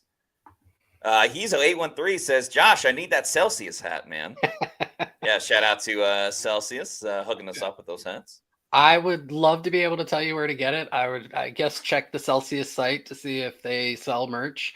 Yeah. As a as a great partner with Pewter Report, I got it comped. So that's the best. That's really say there. There you go. Mia San Mia says, this is my favorite YouTube channel with the 100 emoji. Thank you so much. We appreciate that. And hope you're having a good time watching with us. Khalif Young says, give Tucker a try. Maybe we'll see him in the second half. Q's44, the number 1 Bucky Irving fan, says, Falcons are losing. This is a must-win Bucs game. That is very, very true. That is so true. I said this morning on the Pewter pregame show, I said, I'm not wasting my breath talking about the Buccaneers winning the division because they're so far right now. I said, the only thing that would change for me is if the Falcons lose to the Saints, and they are. So, yeah, the Bucs have to take advantage of this if the Falcons end up losing that game. And it's there for them. They get the ball coming out of the half. They have a chance to immediately go down the field and tie the game. Yes, very, very true. Kenny Cakes is asking, any update on Tristan? I haven't really seen one besides that he's out of the game right now, but there hasn't been any update from Buccaneers communications. Typically there is. Yeah, no, nothing yet. Let's get to some more comments. Johnny says division games are always a dogfight. Yeah, that's true. Division games are always a little tougher. It's obviously an opponent that you're more familiar with, and hey, credit to the Saints for fighting. I mean, obviously it helps when you get Derek Carr back versus having Spencer Rattler. But yeah, they're still out a lot of their wide receivers, so yeah, making it a game. Yeah. Wow. Scantling. Marquez Valdez-Scantling has 3 catches for 109 yards and 2 tutties. Glad I started him in fantasy. Taking that Rashid Shaheed role with Shaheed out for the season as the deep threat guy. Taysom Hill, 2nd in receiving yards for the Saints. 2 catches, 36 yards. Atlanta, on the other side, Kirk Cousins, 7 of 15, 120 yards. Bijan Robinson, 10 for 34. Does have a touchdown. That'll help my fantasy team. And Darnell Mooney, a little bit different than Mooney, leads the way with 2 catches for 52 yards for the Dirty Birds. Do people still call them the Dirty Birds? I don't know. I haven't heard it, and I live in the area. That's true, yeah. Forgot I'm talking about talking with an Atlantean. Tampanian sounds cool, though. I actually think we're Atlantans. I think an Atlantean is somebody from Atlantis, and I can't swim that well. Okay. Have you found the Bermuda Triangle? I think I've sailed through it before. Mm. Trying to remember if I have. I used to be a merchant marine a long time ago. I think I have. That's right. Yeah. Meets McGee, thank you for the $2 super chat. Says must ground and pound in the second half. I'm with anything that'll work on offense. And what's working right now is not much. Oh, great comment from Facebook user. Welcome to the show, Facebook user. Says AT Aliens. Of course, that's a great album by Outkast. And yeah, AT Aliens. That's right. Which, very surprising. Actually, no, the Super Bowl's in New Orleans this year. Where's the Super Bowl last year? That was out west, right? Yeah, wasn't it the first one in SoFi? Yes. No, because that was the Rams the year after the Bucs won the Super Bowl. That one was at SoFi because, like, it was Dr. Dre, Snoop Dogg. That's right. Right. Performance. I was in Hard Rock. No, that was Vegas. 2020. That was 2020. Laurel says Vegas. Yeah, that makes That's sense. right. Yeah. It was Vegas. My memory's coming back to me. But yeah, kind of crazy that this year the halftime show, or the Super Bowl with the halftime show, is in New Orleans, and a lot of people wanted Lil Wayne because he's a New Orleans guy, but they went with Kendrick Lamar. Love Kendrick. I think everyone likes They Not Like Us. But I was thinking, if the Super Bowl is coming back to Atlanta, I think maybe the year after or sometime soon after this season, you got to go with like Outkast or an Atlanta-based rapper, in my opinion. Yeah, what Luda would potentially be on that list. Yeah, if you were to go throwback as well. You do Jermaine Dupri. Jermaine Dupri. I think Jermaine Dupri would be a really good like side guest that comes out. You know, they do that all the time. Not the headliner. Yeah. Future, unless the Steelers are playing, probably wouldn't have him then. What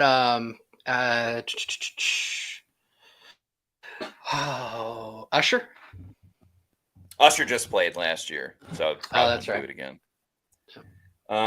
Looks like we have an update. Not exactly shocking, but the Bucs. This is from Scott Smith, the team reporter. They have downgraded Tristan Wirfs to out because of a knee injury. So no Tristan Wirfs for the rest of the game. Very, very sad and unfortunate. And didn't look good. But, you know, that's the way the cookie crumbles.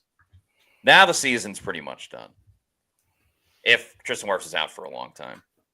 Well, if there's any silver lining, it is that he will have extra time to try and get ready for their next game. Yes. As the Bucs are on a bye week in week 11. So I love the positivity. He will have 2 full weeks to get ready for the Giants. And despite losing to Carolina today, one of the things that New York does well, they have a very good pass rush, especially on the edges. They do. Brian Burns, Azeez Ojulari. I'm trying to remember if Thibodeau got hurt, so they don't even have Thibodeau. I think Thibodeau is out, although no clue whether he would be available for that game. But and then of course they have an absolute game wrecker in the middle. Wouldn't necessarily be an issue with Wirfs being out, but Dexter Lawrence. Yeah, the Giants they stay in a lot of games. They just have terrible quarterbacking. And yeah, the second half just started off. Third quarter, it's a touchback. So the Bucs will start at the 25. And again, no Tristan Wirfs for the rest of the game, unfortunately. But it ain't over till it's over, as former Mets manager Yogi Berra once said. And we're going with the pony package to start the second half. They're clearly trying to find ways to get the ball away from Boza and try and really reduce the impact that he might have with Justin School. The big part of that is going to be whether they can stay on schedule and not be in third and long situations when Boza can then just pin his ears back. So, yeah, Liam Cohen has often said being ahead of the sticks on first down. Ryan Miller goes in motion. Yeah, we still have not seen Jalen McMillan at all as the Bucs go play action. Baker looking to gear it up, got hit. Damn, looks like, I'm guessing, we obviously only have the camera in front of us, but I'm guessing he wanted to hit Trey Palmer deep. Yeah. He had to have gotten hit. Was that Leonard Floyd got a piece of that ball? Barely.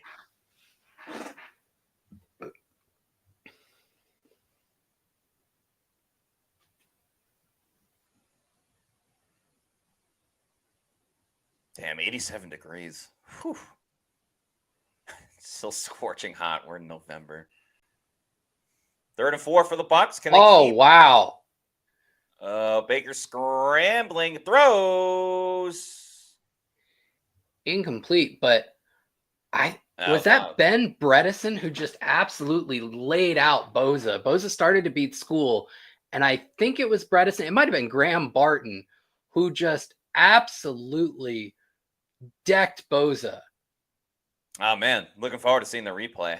I hope they show it. Man, he got kicked in the teeth. J5 Studios, thank you for the update. Says still very hot in Animal Kingdom. Hot. Oh wow! No, not a botch. The Bucs get a break. Did the Bucs get a break? The Bucs got a break. It's a botch. The Bucs will get the ball. Turnovers, baby. Right outside of the red zone. What a break for the Bucs. Javier Thomas. Savvy move. What a play. You know, off Matt, of Cowing. Yeah, go ahead. We did our votes for the mid-season awards, and I think all of us picked Chase McLaughlin for Special Teams Player of the Year, right? I think we may not have given Thomas the credit that he was due because he's made several big plays. You know what, Josh? You're 100% right. And to be honest, when we went over those special teams, I'm just immediately thinking, kickers. And we damn know it wasn't going to be the punter. So it pretty much just left Chase McLaughlin as Bucky Irving runs for, 9 yards on his first play.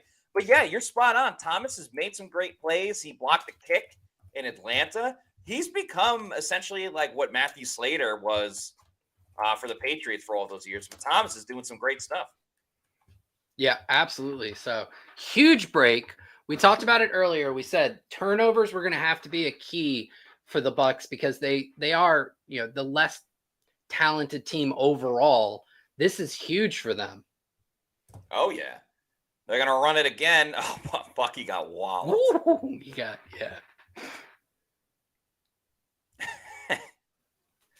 Oh man.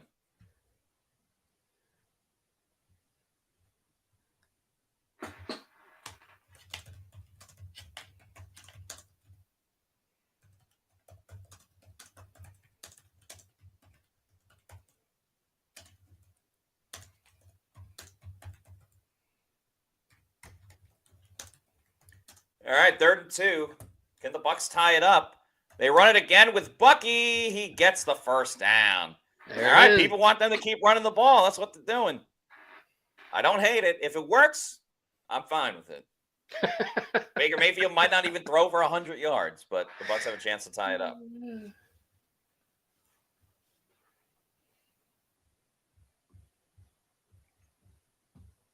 it'll be 1st and goal for the Bucs. Bucky Irving's up to 40 rushing yards in the game. And Rashad White will come in.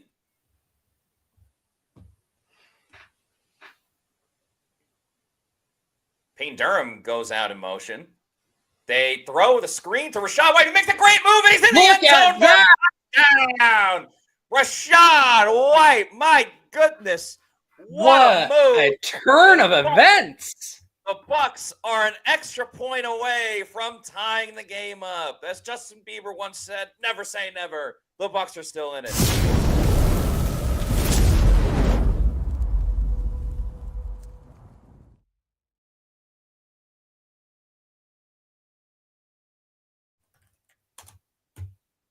What a turn of events for the Bucs.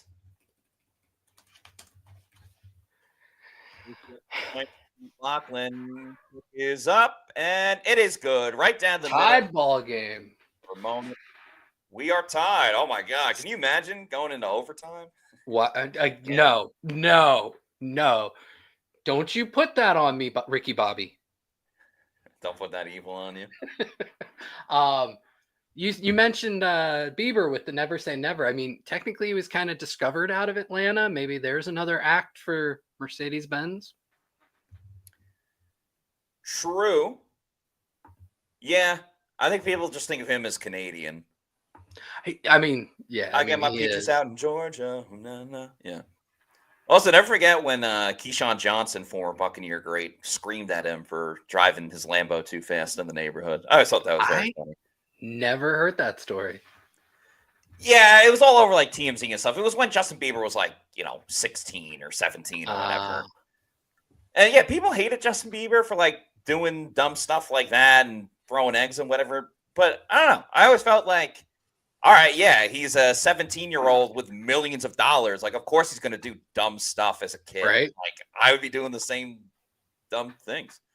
What's not dumb is Super Chat, so we appreciate Lucas Batiste for the $1.99 Super Chat, who says, why isn't Palmer or McMillan playing? Benched? Palmer's been in there a little bit, but, like, yeah, there's been no Jalen McMillan at all whatsoever. Yeah. So, quite up.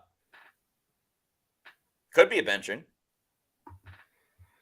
It's possible. It's kind of reading way into it. I don't know if the Bucs are super happy with McMillan, just kind of like some of the comments that have been made and consistency of certain statements. And then obviously he has not lived up to what I think was probably unreasonably high hype from the preseason. Which is kind of the second year in a row where that's happened. Trey Palmer had a really good preseason last year. The expectations got lifted too high. Then he doesn't meet them. Then it becomes he's a disappointment. McMillan's kind of fallen into that. But with McMillan, I feel like there's also some concerns around the just availability over the last couple of weeks. Yeah, Scott's alluded to a lot of, what went wrong in that situation. By the way, that route by Rashad White, I use it all the time in college football and Madden, as I'm sure a lot of people do as well. Yeah, love that route. But what was interesting is that's not like a traditional angle as a part of like a full kind of route concept. That was a designed screen with an angle in it. So basically faked an outside screen, got San Francisco to bite that way, and then he cut back inside. So creativity, even on some of the more basic things like a screenplay. This offensive coordinator, Matt, newsflash, he's good. Yeah, he's great. He's going to be a head coach sooner rather than later. I think also because it was condensed because they were in the red zone and made it look a little different as well. But who cares? They scored. That's all that matters. So, yeah, we got a new ball game, and let's see how Tampa Bay's defense responds. Huge drive. If they can get a 3 and out and fully turn the vibes, this would be incredible. Yeah, special teams has been a nightmare for the 49ers today. Brock Purdy under center, hands it off to Christian McCaffrey, and he's I'm going to say off to the races. I thought he was going to break that for maybe not a touchdown, but like a 40-yard run or something. Yeah. Still goes for an explosive, well over 10 yards. Yes. who is it? That Logan Hall that got moved on the back? Yeah, Logan Hall. Yeah, and like 49ers didn't do anything special there. They just blocked everyone in front of them and got a 15-yard gain, whatever it was. So Gaffey's been pretty good today. Like only 8 rushes, but I don't know. He's had his imprint on the game. Yeah. Slant over the middle to Debo. Looked like JTS kind of stopped for a second. He was almost like, how am I this open into the back? But of course, on a slant play, you're trying to get rid of the ball quickly. So, like, that's fine.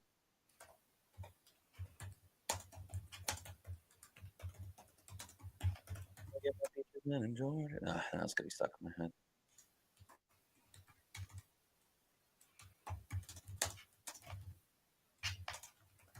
First 10. Niners are driving. They got 2 backs in the backfield. Vita Vea on the pressure. Kalijah Cansey in pursuit as well. Purdy gets a couple of yards, avoids the pressure. There's a flag on the play. Also looks like someone's down. Yep, Juwan Jennings. Hold on the 49ers. I'm Ron Burgundy. Oh, okay. That explains the injury. Yeah, Winfield looked like he was limping a little bit as well. BS83 says, well, 3 and out is off the table. Yeah. That is. And nope, penalties on the Bucs. McCollum. It's his second penalty of the game, although the first one was ticky-tack. First one was ticky-tack. This one was legit. Yeah.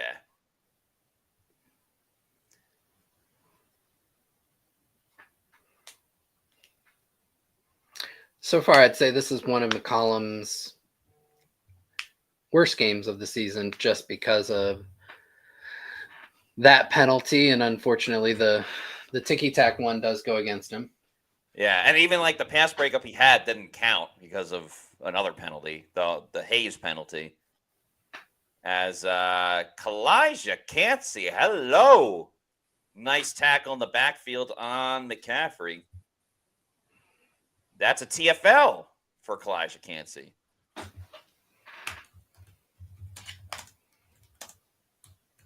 I feel like the Niners are setting up for a big play action because they've been running it well. Maybe not this play because it's 2nd and 13, obviously, but if they get another first down.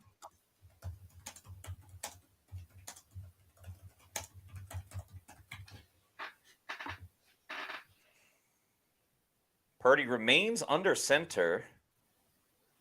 A traditional drop back. I feel like you don't see that much anymore. Not with him. San Francisco has really morphed into a shotgun team. And he did that too on the slant to Debo a little bit earlier, a couple plays before. Yeah. It's almost weird to see. Like, you're either going to get a run play or play action. You don't think like, oh, yeah, like they can also just throw the ball.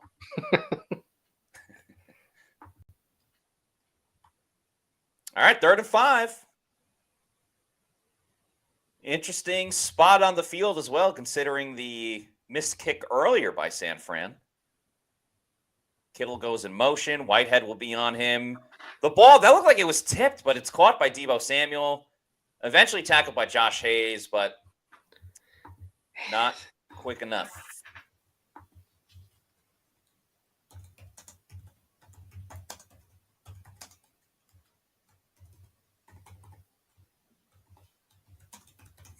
Yeah, I thought it got tipped originally, but I don't know. It came out a bit odd, but whatever. 8 minutes to go in the 3rd quarter. 10-10 game.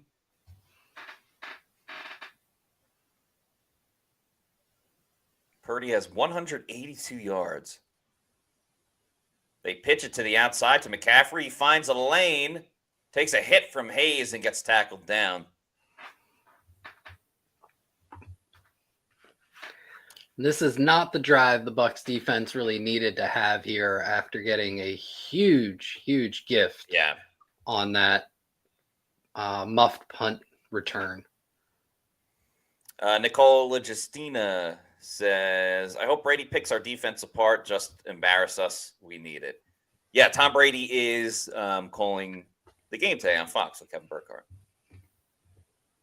Haven't really gotten to watch much Brady as an analyst, just given the fact that we have to do this every week. But yeah, Greg Olsen, I think, still is number one. Yeah, Olsen's the man. Let's remember, like, Olsen's been doing it for a couple of years now. Like, this is Brady's first go with it.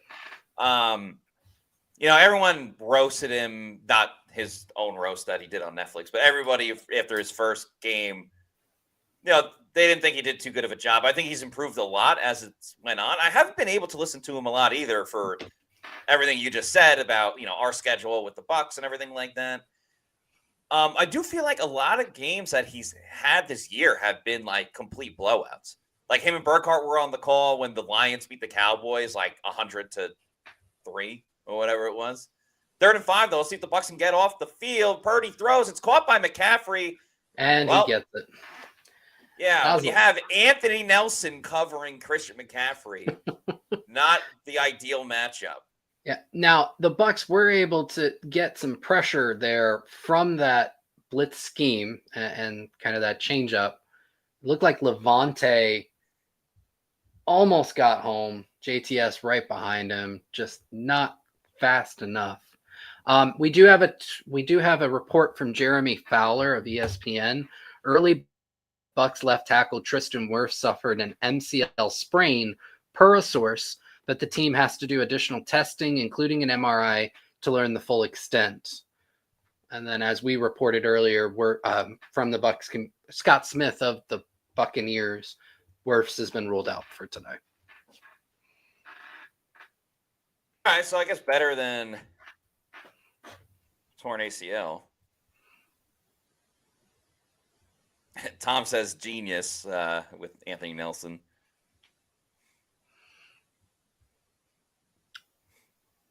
Johnny says, Tim Ford says, great call, Bowles. Nelson on McCaffrey.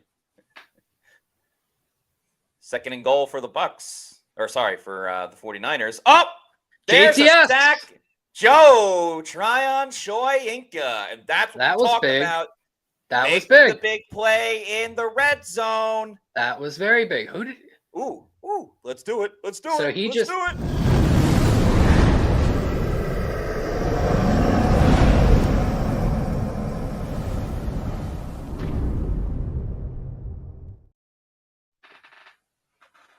That was very strange. Either Purdy was supposed to get the ball out much quicker, or there was something wrong with the protection scheme because the left side of the line just let Garendo chip and release and basically let him come in unscathed. And the Bucs do a good job reading the screen on Debo on 3rd and goal, so that will force a field goal, and that's music to Bucs fans' ears. I mean, let's remember, the 49ers have some injuries too, but they've still been in the top 5 in all the important offensive categories. So to only allow 1 touchdown through almost 3 quarters is a job well done.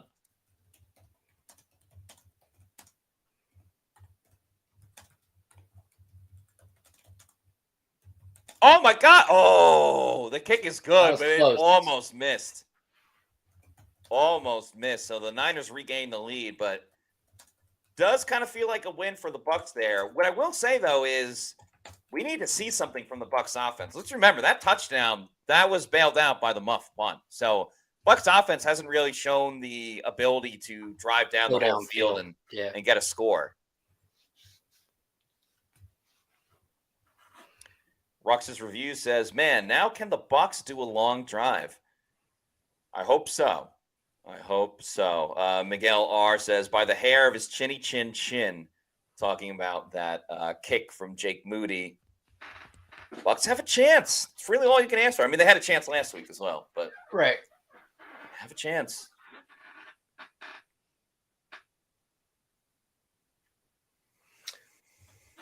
And Richard Taroko says JTS actually finished. Sorry, go ahead. Well, yeah, I mean, let's not give JTS much credit there. He got chipped by a running back and then given a clear path. There was something wrong with the protection on that. but and I'm a JTS guy. But what I was gonna say is now escaped me. I cannot remember it for the life of me. Blame the concussions. Yeah, you are a JTS guy. You can't spell Josh without Joe. So there you go. Joe without the E.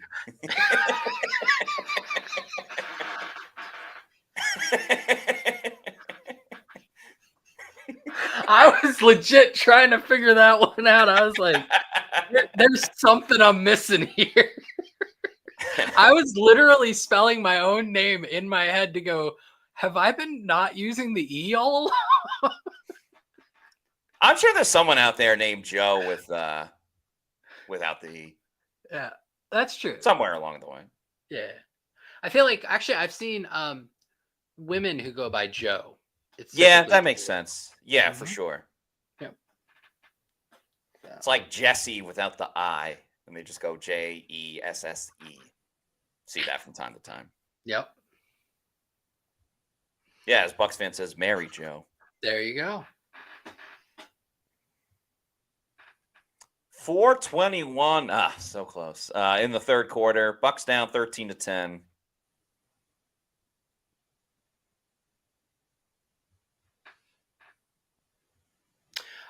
Yeah, a lot of San Francisco's offense has come at the expense of Josh Hayes. But Matt, I think it's important that we the middle of the field has not been the issue that it has been in past games from what I've seen. I mean, a couple of balls here and there, but certainly not like the huge giant gashes. Yeah, the two things that come to mind was the Kittle catch where he kind of like tipped it to himself, and then the one where KJ Britt blitzed and they just threw it to where he blitzed from. But even that was it wasn't a big explosive gain that Britt won. So yeah, I think the Bucs defensively have done a much better job of not allowing the big play that has burned them the past couple of weeks. Yep. All right, let's see how the Bucs respond. Baker starts in shotgun, thrown to the outside, caught by Sterling Shepard. Solid 8-yard gain to start this drive. I really like that as an opening play call there. Easy little speed out, puts them in second and manageable. Second and short, really. And now they've got two options. They can either go under center and try and run play action for a deep shot, which has eluded them for several weeks now, or just an easy run to get a new first down, keep moving the chains. 2nd and 3. Looks like Rachaad White's in the backfield. O'Keefe has a chance for a big touchdown on the field as well. They run it with Rachaad. He makes a nice move and gets that first down. Yep. And that was a good job of Rachaad White, just hitting the hole, finding the spot and going after it, not doing anything too special or tricky, just getting after it, and was able to get a first down versus getting tackled and making a 3rd and short. Yeah, Bucs now with 14 carries for looks like 60 yards, so averaging over 4 yards a clip. Like to see it. Yep. And it becomes that much more important, obviously, with Wirfs out of the game and wanting to protect Justin School. They hand it off with Rachaad again. See, now that play, and we only see it for a split second, and his visual is going to be different than us watching on TV. But it seemed like if he bounced it to the outside, and I know like a lot of running backs, and it happens a lot when you play like Madden and stuff, you immediately just want to bounce it to the outside. But I feel like Rachaad could have done that on that occasion. But no. Run came from the pistol formation, which was something the Bucs didn't use the first few weeks of the season. They've gone more to it in the last month or so. It is kind of taking the NFL by storm. Pistol usage is up across the league. Little dump off to Rachaad White, heads up the field. Did he get the first down? Came very close. I think he was very close, nonchalant with putting the ball forward, but it looks like they are giving him the first down. Yep. Baker is under 5 yards per attempt right now, 13 of 19 for 81 yards. And a touchdown. Hey, he's protecting the ball. Yeah, and a touchdown. Yep. Don't shortchange him, Josh. Come on. He started 11 of 12, and now he's 14 of 20, so he's gone 3 of his last 8. Lots of drops in there, though. A couple different drops. That is true. That is true. on. That's important to note. We'll hand off to Rashad White. Breaks a tackle, heads up the field. Well done. Continues to motor. Chad. Like to see it.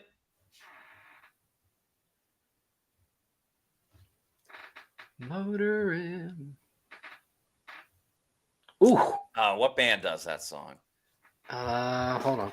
Is it REO Speedwagon? Is it Boston? Is it Night Ranger? Hall & Oates? Night Ranger, okay. Yep. Night Ranger. What would be the alternative to Night Ranger? Like Day Cowboy? Something like that. See, I hear Ranger, I think Power Rangers, and immediately think Rita Repulsa. Go Power Rangers. You mighty morphin Power Ranger. R.I.P. to Tommy, who was the white Power Ranger and the red one. He used to have a karate class on Long Island. Yeah, the yellow Power Ranger also. She died in a car accident. Yeah. Yeah, I knew another one of them passed away as well. So R.I.P. to both of them. Yeah. Tommy used to have a Tiger Schulman's on Long Island. And he also installed the Baker with a spin move. It's White Shirt like spin move. The throw. Oh, man, that would have been a top 10 play. That would have been a top 10 play. Over the highlight shows. But yeah, Tommy what's also... What's unfortunate, too, is that Baker had somebody wide open underneath on that sideline, too. That just reminded me of, you watch The Office, right? I do. I forgot what Dwight's doing, but he's like running through something. He goes, spin move, and he does a spin move, and then he keeps going. I'm pretty sure that was when they were doing parkour. Yeah, probably. Yeah, that makes sense. Parkour. Which I learned from The Office like, when you're doing parkour. Delayed handoff with Nucky if you bucky. He gets a hard. Oh, wow. He keeps going. He never gives up, man. Never. He is a relentless dude. Bucs have been really successful on their few draw plays today. Yeah, they have. They have. Maybe that's something that we'll see continue as the game rolls on. We're into the fourth quarter now. Put your fours up, folks. Diesel Roche says, so that wasn't a pass interference? Got it.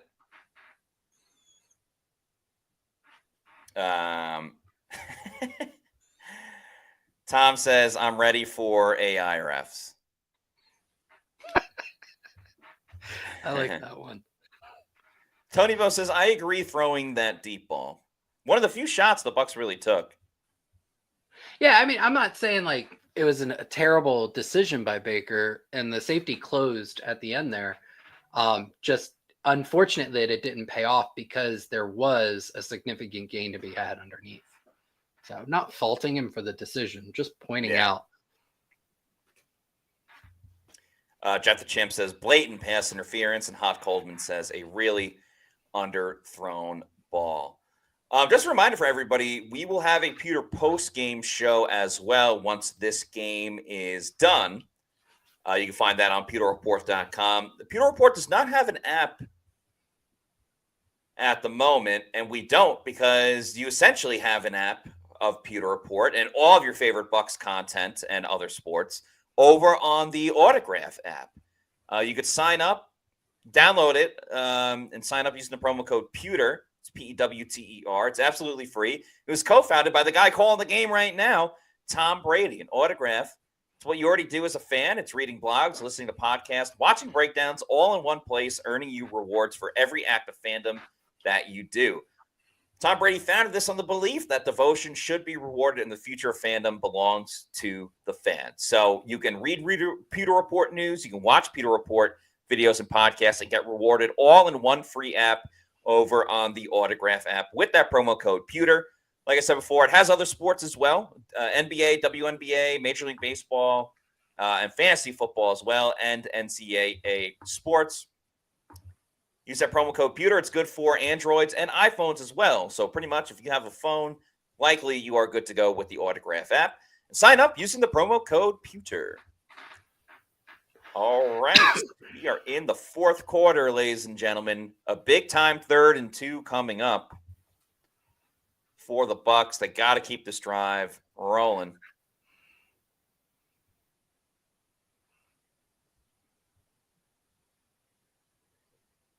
Yeah, I just caught the replay, and I think somebody even mentioned it in the chat. If Baker leads Ryan Miller there, I think that could have been a touchdown. It was just underthrown.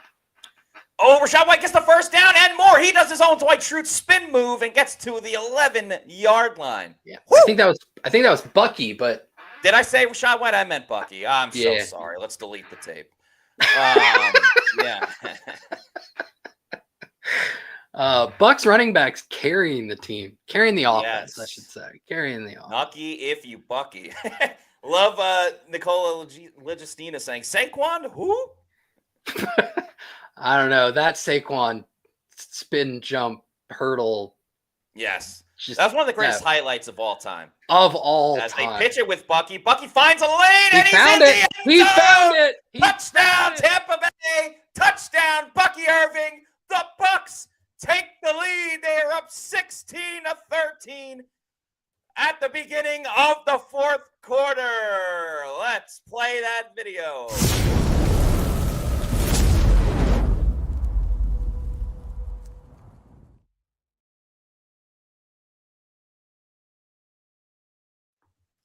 Man, things you love to see. Bucky Irving, the Bucs riding this ground game, and specifically the rookie out of Oregon, a big-time touchdown.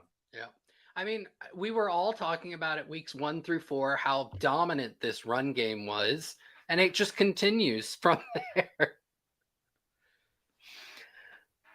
But seriously, like, the Bucs run game has become a top 5 to 7 unit in the NFL. Like, and the transformation from those first 4 games is absolutely incredible. And it went. We've detailed the progression quite a bit on Pewter Report, and you can talk about Bucky or Rachaad or Sean Tucker. All of them are successful right now. Like, it really doesn't matter who the back is. All of them are succeeding, and a lot of it comes down to the struggles in the first 4 games weren't necessarily the back; it was the blocking scheme ahead of it. Now, the interesting thing is the progression, because the first 4 weeks, Cohen was really trying to implement his mid-zone, wide zone, outside zone scheme, and the offensive line just really was not doing a good job of creating the holes for any back to succeed. And then on the few plays where they ran more of a gap scheme, no matter who the back was, they were succeeding. It's just Bucky Irving was getting more of those carries, so it created a big disparity between the yards per carry average between him and Rachaad White. To Cohen's credit, after week 4, he started doing more gap stuff, and all 3 of the backs were very, very successful. Sean Tucker in the Atlanta game when he went off, his average, it was his yards before contact in that game was over 6.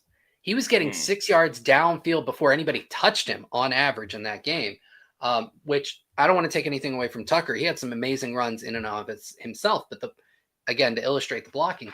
And what's really been interesting is over the last 4 to 6 weeks, you see the Bucs blocking up the zone stuff and the gap stuff well.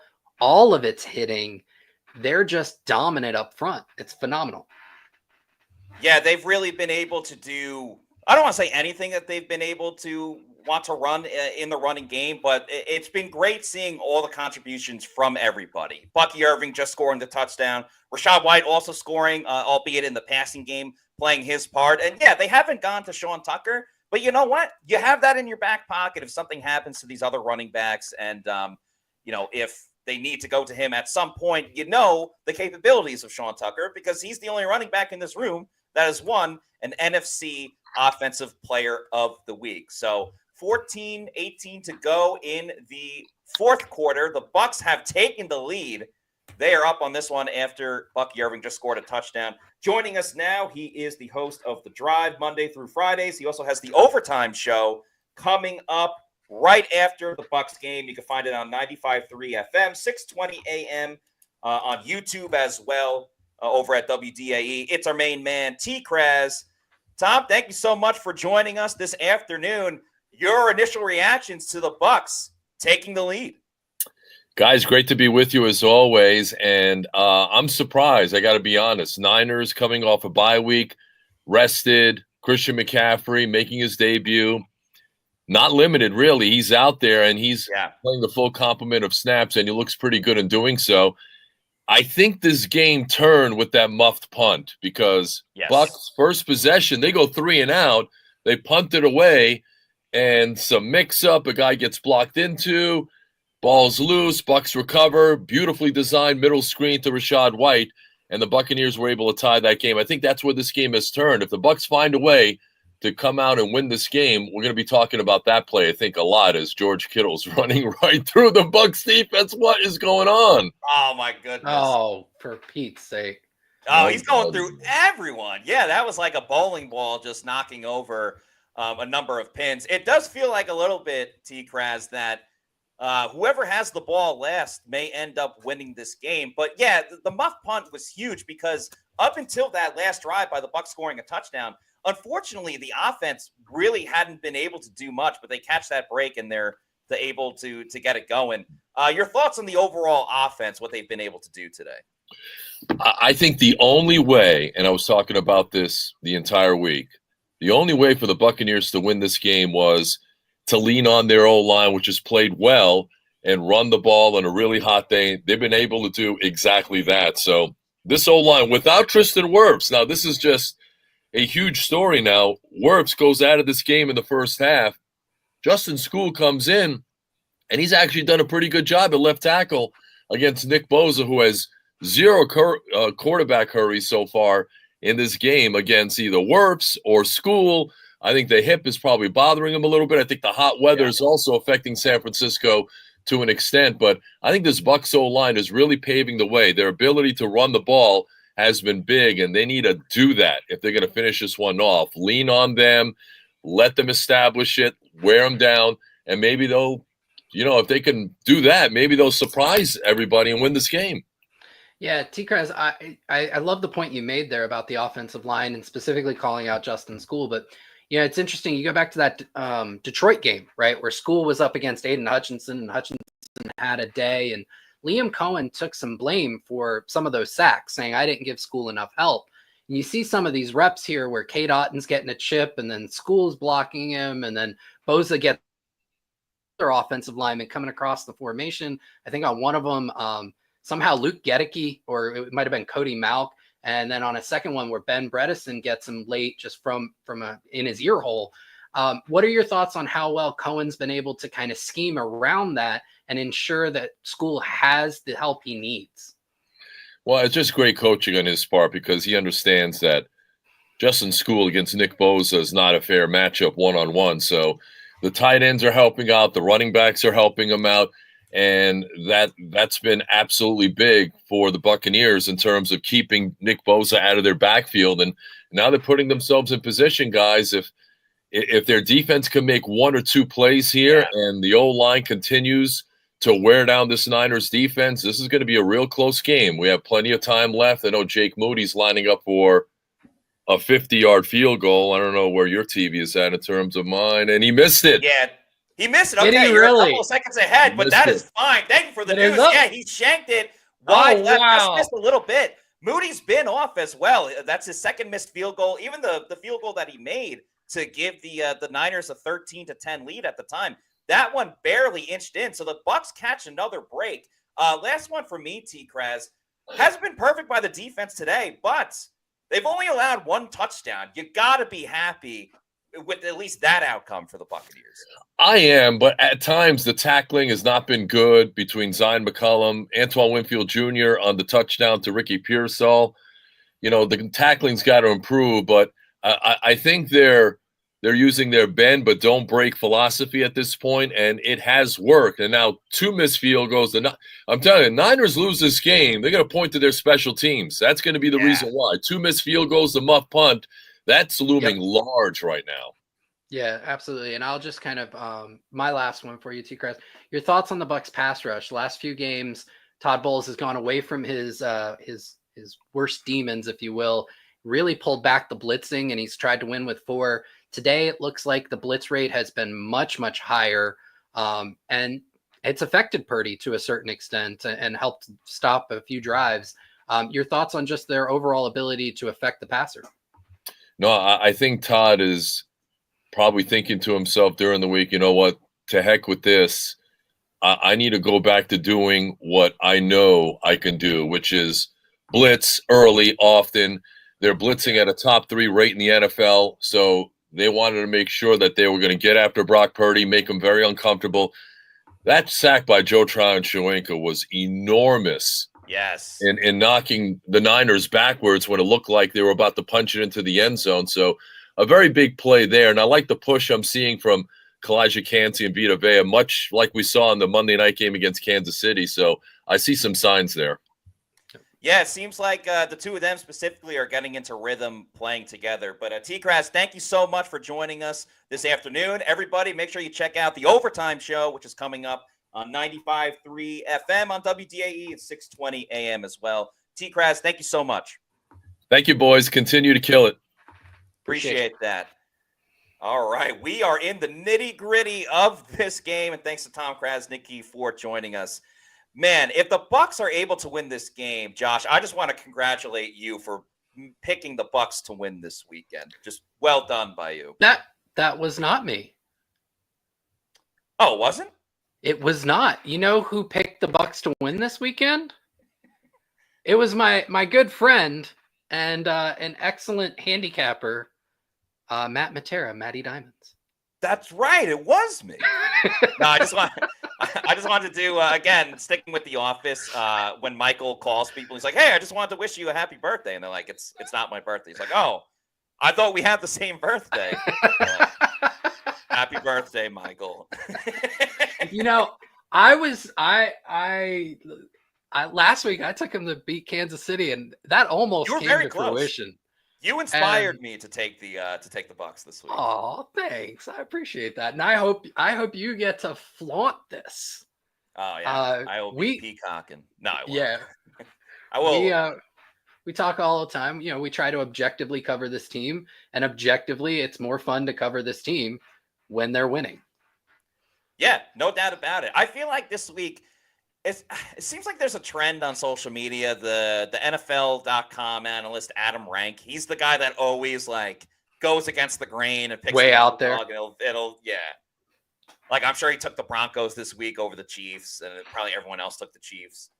But yeah, the Bucs are not out of the woods yet by any means. It's 3rd and 6. There's still 10 minutes to go in the game.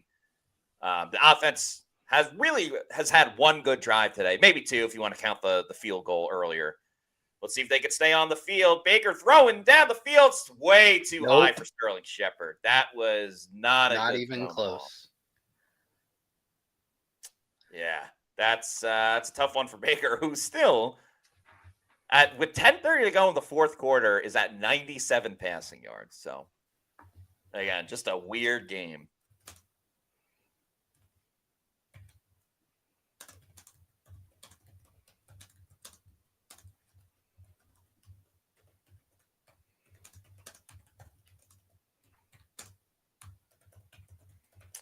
Man.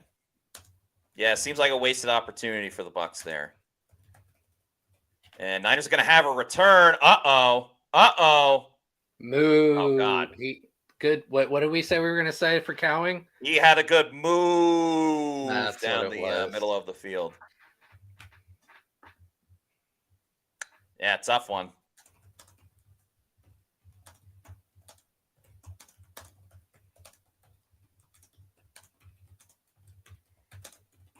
Man.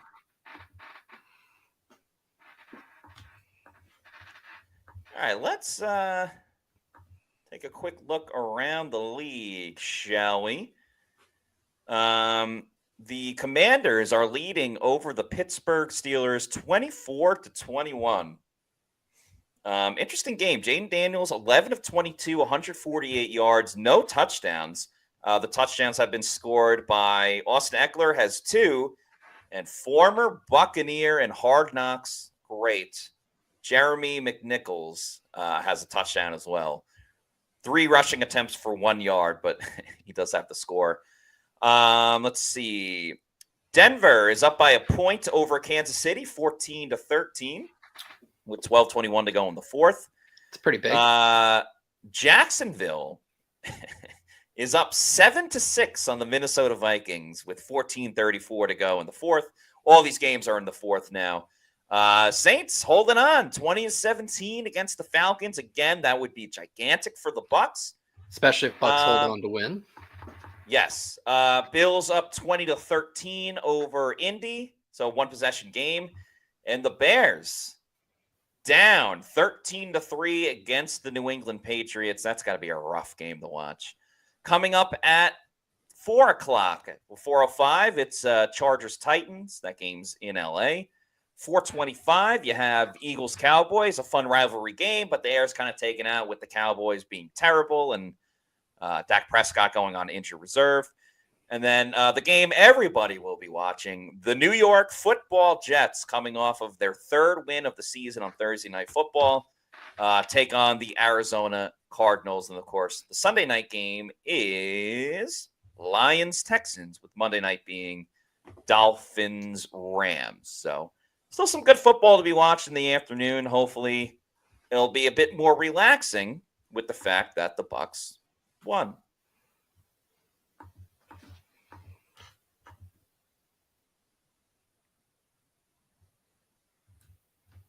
All right. Hold on to your hats, folks.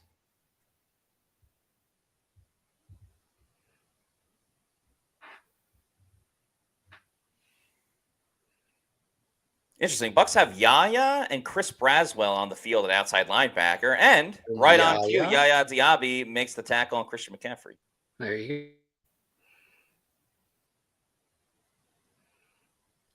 Paul Morales, a Pewter Report YouTube channel member, thank you very much, says, all things considered, Tampa is playing well. I think Tampa has been very lucky. Tampa's playing lucky. that San Francisco's special teams has been atrocious. Yeah. 2 missed field goals, a muff punt. That led to a touchdown. A pear tree. Yes. Yeah. You reverse those 3 things, and it's 19-10 San Francisco? Yeah, pretty much. Couldn't tell who made the catch there. Jennings for a foist down. Mia San Mia says the Tampa Bay Buccaneers. I like that. That's funny. That's comedy. Juwan Jennings now with 5 catches for 74 yards, averaging just under 15 yards a catch. Leading the way for San Francisco, not Deebo Samuel. Yeah, crazy, right? Yep.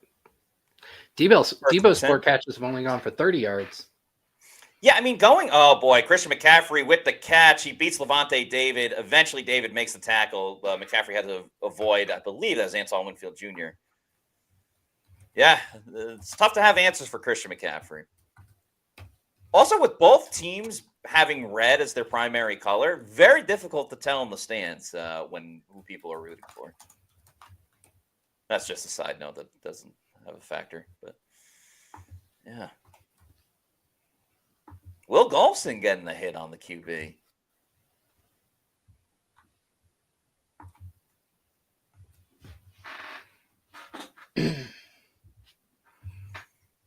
A little end around to Deebo. Chris Braswell in pursuit. Does a good job of slowing down Deebo. Josh Hayes ends up finishing the play as well. Nicely done. Yeah. Good pursuit by Braswell, who's a good athlete.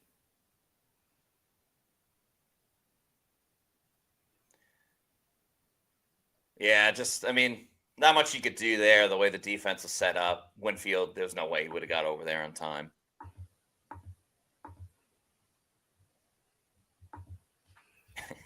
VS83 says Jennings looks like Megatron.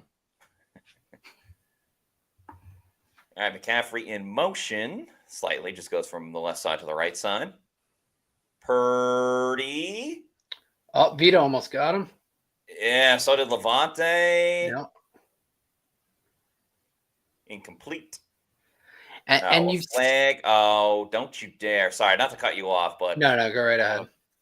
I have a bad feeling. Hopefully it's not a late hit.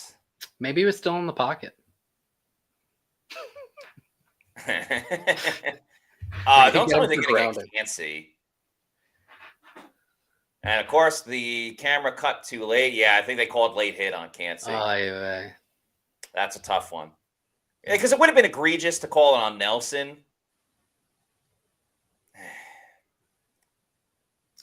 I don't love the call, but you got to know you don't hit him in that situation.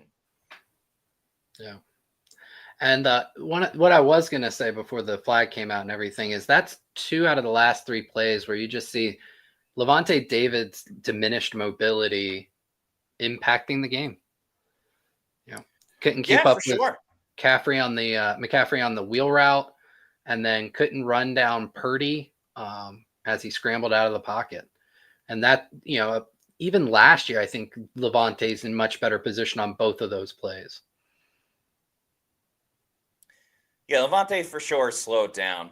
He's still a solid linebacker as the ball is incomplete in the end zone. Good play by Josh Hayes. Yeah. Jennings gives 2 thumbs up.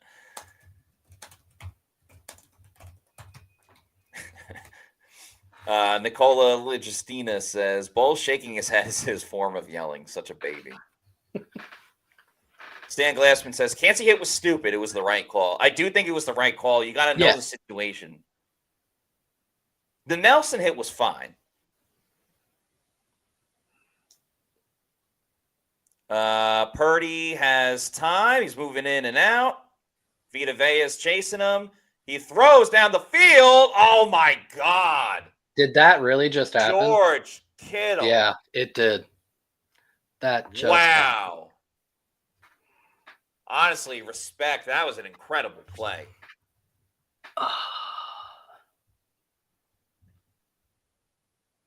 Look who was in coverage.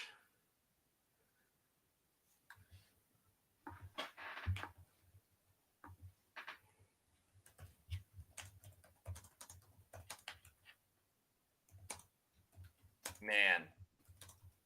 Well, the Niners regain the lead. That was an insane play. And yeah, Josh Hayes on the coverage. Niners lead 19-17. Extra point pending. And of course, it's been a circus for the 49ers and the field goals today and extra points. But that one is good. So Bucs are now down 3. But hey, 7 minutes to go. Still half the quarter.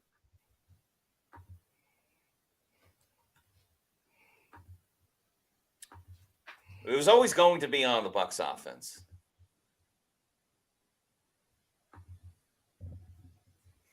Sucks too, because I think the pressure overall has been okay by the Bucs today, but nothing on that one. Hurts too. You had a blitzing KJ Britt who was just stonewalled. Well, he was doing a lot of contain there because initially Purdy was trying to break containment to his right. And KJ actually did a fairly good job of bouncing back and forth, keeping him in the pocket, hoping somebody was going to break through. Finally, Vita did, and Purdy was able to reverse course, come to his left. Yeah, incredible throw. Great catch by Kittle.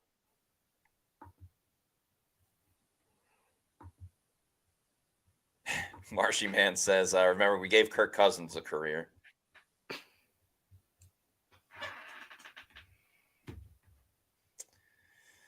Yeah, that's a tough one.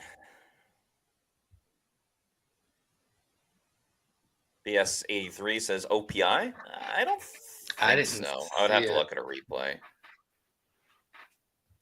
Rux's reviews with a good point. To be honest, can we complain about a defense only giving up 20 points? I mean, again, the defense gave up a lot more than 20 points. It's just the 49ers didn't convert to what should be kind of gimme field goals. So You put those Yes. back in, that has nothing to do with the It's defense. 26. That's 26. And yeah, you should be critical of a defense giving up 26 points. And even on a few of the stops that the Bucs have had, it was more San Francisco beating themselves. Yeah.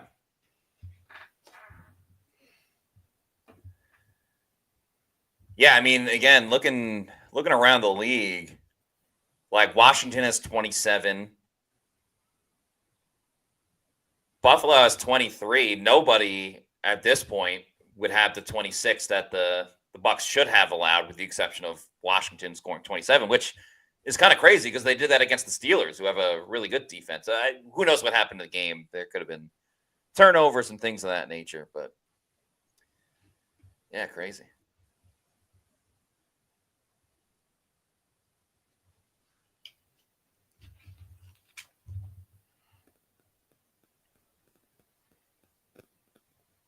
Yeah, showing the replay.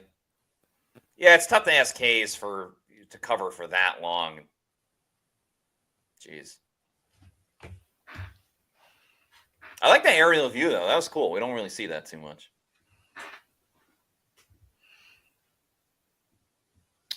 Let's see if Cohen's got one more in him. I think so. I'll choose to believe.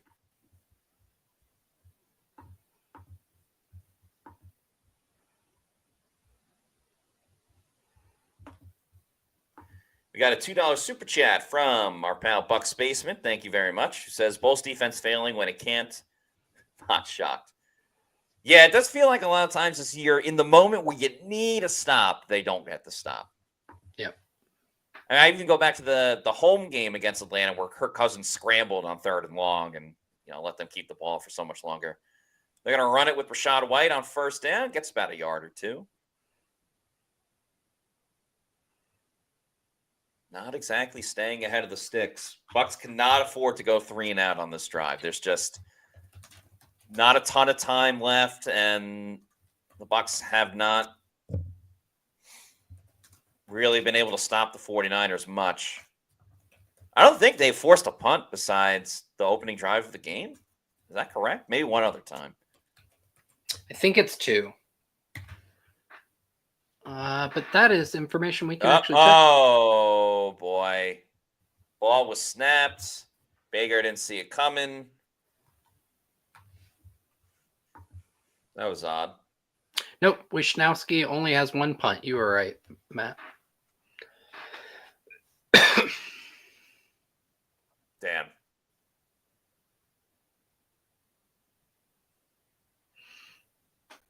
Yeah, 3rd and 13.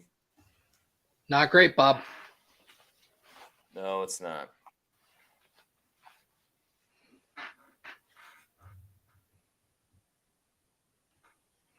And yep, there's Bosa right on cue because the Bucs are in a passing situation. Yep. I hate to say it, Josh, but that might be the ball game. I honestly don't know if the Bucs are going to get the ball back.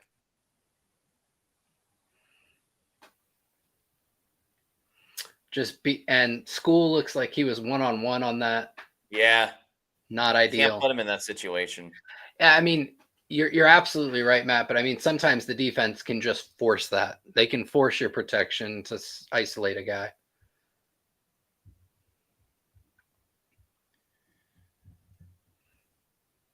That muff punt not going to help this time, and it wasn't even a good punt. Yep.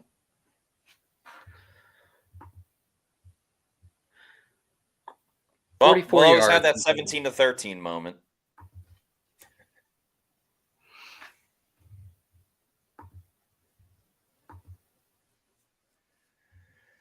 Oh, man, they had the Niners on the ropes. This game feels so different than the Chiefs game last week. They had them on the ropes. Yeah, he did technically hit Baker in the helmet. But yeah, it was that 2nd down play that killed the drive. Yep. I mean, is there any way on God's green earth that the Bucs get a stop? We've seen it, right? In Atlanta, they got a stop late in the game. Up. Yeah, almost got to him, but instead, And there goes Debo Debo. is on the move. I like it. Save time. Let him get into the red zone. Then start playing defense. That's the way to do it. Ugh. Oh, The same boy. old story. That was a jumping pass as well by Yep. Brock Purdy. And was that Thunderberg? Yeah, that was Thunderberg Thunderberg. on the field. Interesting. Hayes was on the field as well. So there's Thunderberg. There's Hayes. Is Zion out?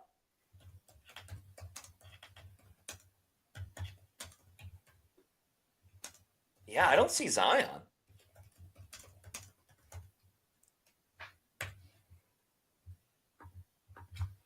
I don't see anything from Scott Smith or Buccaneers. But yeah, it doesn't look like Zion. Oh, wait, here it is. Oh boy. Zion McCollum, hamstring, and Chris Braswell, oblique, are both questionable to return. That's the game. It's Thunderbird and Hayes. Wow. You are on cornerbacks 4 and 5 now? Yep. Purdy. Oh, the ball's loose! Oh my goodness! You got it! Levante David may have it. I think Levante just got it. Oh, no, he doesn't. Oh my God, that was the moment. Wow. So that was a strip sack fumble for Kalijah Cansey? Yeah. They may call it just like a regular force fumble. Yeah, maybe he's behind the line of scrimmage. Holy smoke. Oh. Credit to Brock Purdy for still going after it, because I think if it's just Jennings and Levant, Jennings kind of got there. Nicola says, they fumble and gain yards? This defense is awful. That's funny. Okay, why is Thunderberg 1,000 yards behind Juwan Jennings? Oh, the ball's tipped. The Bucs are going to get a stop. A blitzing Antoine Winfield Jr. breaks the play up at the line of scrimmage. Oh, my God. The Bucs are going to have a chance with 3:13 to go. And a kicker who's been moody today in terms of whether the field goal has been good or not. Moody. That is true. I was just automatically giving San Francisco 3 points, but yeah, that's not today. Necessarily an automatic. Kick is up, and it's no good. Is it no good? Wow! Moody misses his third. Kyle Shanahan has got to be beside himself. Jake Moody, a Bucs legend, misses a third field goal. I'm tweeting that out. Bucs legend Jake Moody. Wow. Man. You know what? I mean, San Francisco for all has the missed calls this year, the missed face masks, the injuries, Tristan Wirfs, now Zion, the Bucs deserve a break. They got to capitalize, though. This is all for nothing. They have to. They got to do it. Baker's in full shotgun. Now Rashad comes back. They throw a swing pass to Rashad. He gets up the field for about 5 or 6 yards. I thought the Niners were going to snuff that out right away. So well done by Rashad White. And Debo is pissed at the long snapper. That's crazy. The long snapper's screaming at Debo. Wow. Pepper.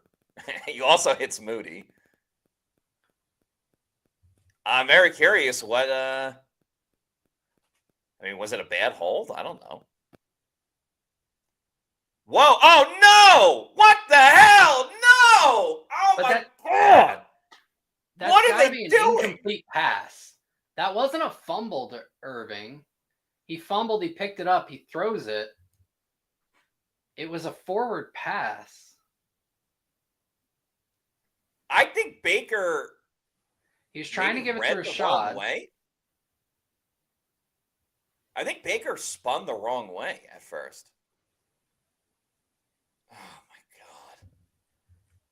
Some strange happenings. Nothing about this team is normal.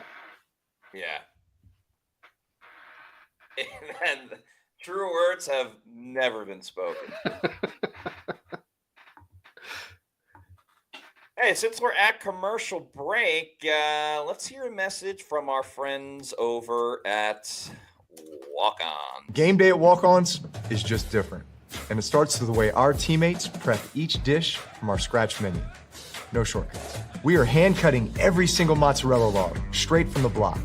Hand peeling, stuffing, and bacon wrapping each voodoo shrimp. Hand carving ribeyes for our steaks and po' boys. And hand slicing, then tossing our boneless wings and our house-made sauces. With wall-to-wall TVs and food like this, why would you want to watch anywhere else? That's game day. The Walk-Ons way.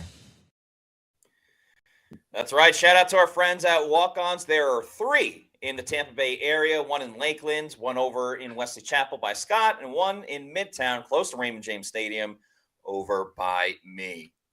Check out all the great deals that they have at Walk-Ons. There's happy hour every single day, including Tuesday all day. Tons of great food, $3 happy hour pours. You can get some Boom Boom Shrimp Queso dips and boneless wings as well. And check out their game day specials on Saturdays and Sundays. There are 4 o'clock games after this, so you can still get after it this afternoon. But yeah, $4.49 pints and 22-ounce drinks of $5.99. Michelob Ultra, Bud Light, and Budweiser. $5 Heineken Silvers and $5 Neutrals of assorted flavors. So check out Walk-Ons. Enjoy all of their delicious food and their fantastic drinks. Oh, boy. The Bucs had it in their hands. Then they do all these silly things. A bad second down play once again for the second drive in a row. So then this has to be 4-down territory. They have 100%. 100%. And I'm trying to think. They're at what, like 3rd and 7 from their own 37. Realistically, they need to get to San Francisco's 40 because that's McLaughlin range. So you're looking at 23 yards. That is true. Like, again, they only need a field goal to tie it up. And we can have the overtime discussion all over again. And the law of averages, if this game, and it's not a guarantee to go overtime, the Bucs have to do their part. If this game goes to overtime, the Bucs have to win. They have to win the coin toss. There has to be a law of averages. But 3rd and 7, most crucial moment of the game. Baker has time. He throws down the field. Oh, he's wide left. Just cannot. Sterling Shepard. Bad throw by Baker. You got to keep the offense on the field.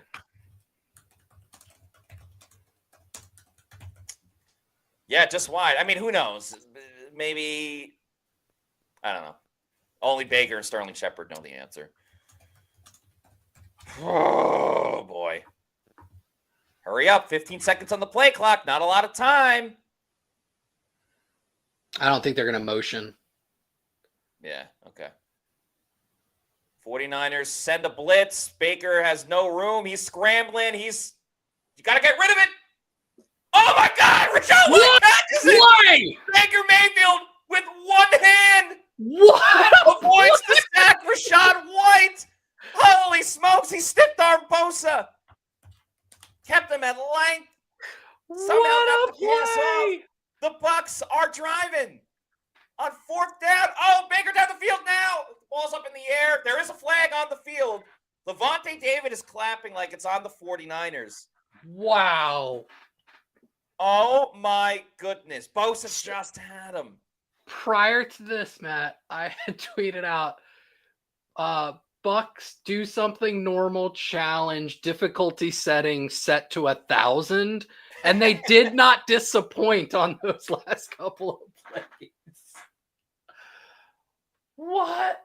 I can't get over. I mean, Rashad was in slow motion up in the air grabbing that. Yeah. Baker fended off Bosa for a solid 2 to 3 yards. Wow. That was something. And yeah, the penalty on the Niners. Oh, Pinker working some magic. Gets out of bounds, too. Yep. Got his hand out to grab an extra yard or so.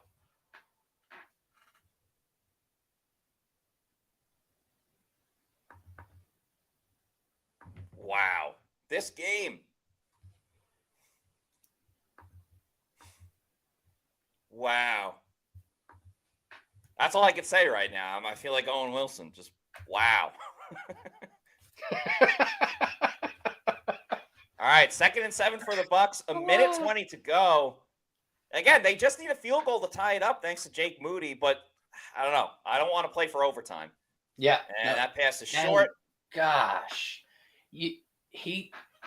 That's just the frustrating thing with him. Like, you make that incredible throw, and then this was not on target.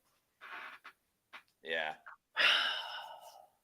And it looked like Shad had room up the field, too, to not a 4 touchdown, but get into field goal range. So you're at 3rd and 7, and the thing is, the first down marker on this is basically McLaughlin's range. So I'm thinking this is territory. You have to get the first. Yeah. Hopefully they just get it on this play. Niners too much time. They've got 3 timeouts. Oh, Baker. Oh, boy. And I think that's going to be a holding, too. Yeah. I don't know. If you're the Niners, you probably accept it because you make knocks them further away. Hold on. Face mask on the Niners. It's a first down for the Bucs. The Niners and Shanahan are imploding in late game situations once again. Mike Shanahan is going to bust a blood vessel by the end of this game. And that's on Warner. Right on Rachaad White. And that's why Rachaad White's in the game, folks. Not to draw a, face mask penalty, but to block. 1,000,000%. His pass protection skills. Oh, man. This is Todd Bowles in-game management versus Kyle Shanahan late-game situation. It's the unstoppable force against the immovable object. And the Bucs are now in field goal range. Oh, get rid of it! Oh, my God. Baker gets out of it! And that's going to be a face mask. And he completes the pass! And he completes What is going on? What is going on, man? What the hell is going on? This is insane. This is incredible.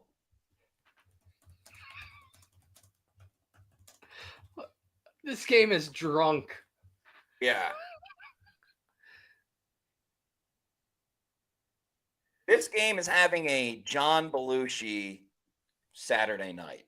Malik Collins, I want to say he hip through a Bucs offensive lineman, then almost gets Baker down.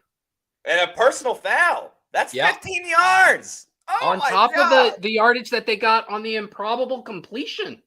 Yeah. You know what? I left the score down as the Bucs started to drive. So for superstition purposes, I will keep the score kicker. Yeah. Continue to keep it down.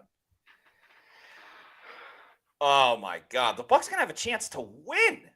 Not just tie, but win. Yeah. Oh my God. A minute 4 to go. The Bucs are at the 12. Yeah, be smart. Be smart. That's not smart. There's a penalty too. Why are we doing the ref show now? Bredeson's saying offsides. This is a tough situation too. I really feel like if you're going to get into the red zone and run the ball, let's see the call. Oh, another penalty on the Niners. Another one against the defense. You were saying about the ref show? Yeah. Well, let's see the replay.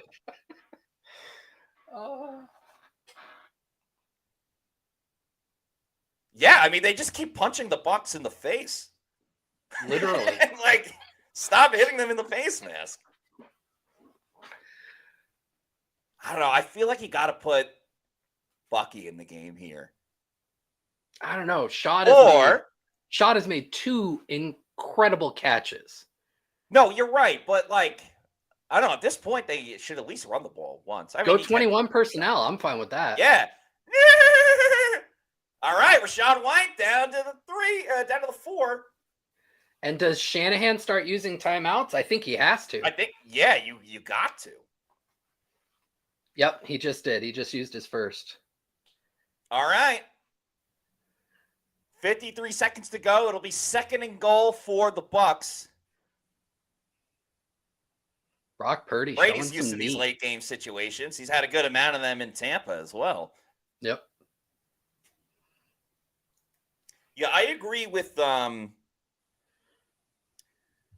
Lamont Bain, who says run the ball and force San Francisco to use the timeouts. Yep, 1,000,000%. Which is why I would want Bucky.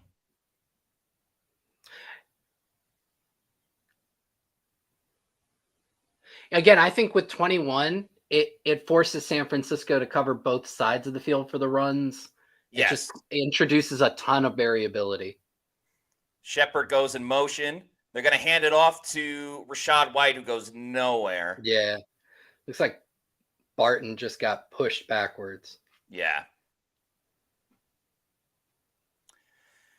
Now on 3rd and goal, it's going to be painstaking. You don't want to run it. You want to play to win. Yeah. I would play action. Be a pass. Yeah, just missed by Barton. Yep. Why do I feel like Baker's going to run it in? Design like QB not a design, sneak? not a design QB sneak. Okay. Just a scramble drill. Yeah, I mean that's what this whole drive has been, right? It's been the Bucs getting punched in the face and Baker drastically avoiding. You know what? Like I feel like I'm watching a Batman movie. Like Baker's just at the last second fighting for his life, and he comes out unscathed. Like. Is Baker Mayfield Batman? He might be. Baker throws over the middle. Oh my God. I think it's incomplete, but damn. Rockin' Jarrett showing nothing today for the Buccaneers. That was a very difficult catch opportunity for him. I mean, that was the epitome of a contested catch opportunity. Listen, let's see what happens. And there's already a flag. I thought I saw a flag on the field, but I guess why would they throw it already? 26-yarder from the Chase Bank. Kick is good. 41 seconds, 1 timeout. Do you trust this defense, Matty Matera? No, I don't. I don't. First, let me play the field.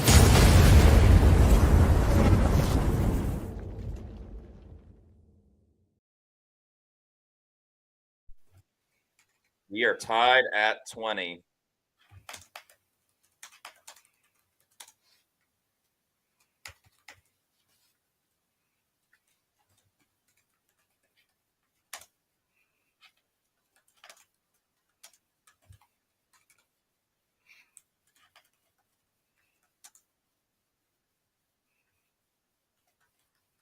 So Moody's missed 3 field goals.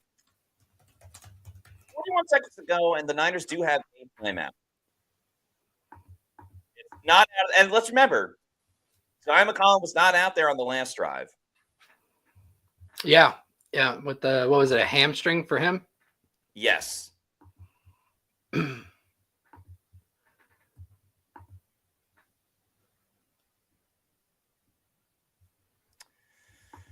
Oh boy.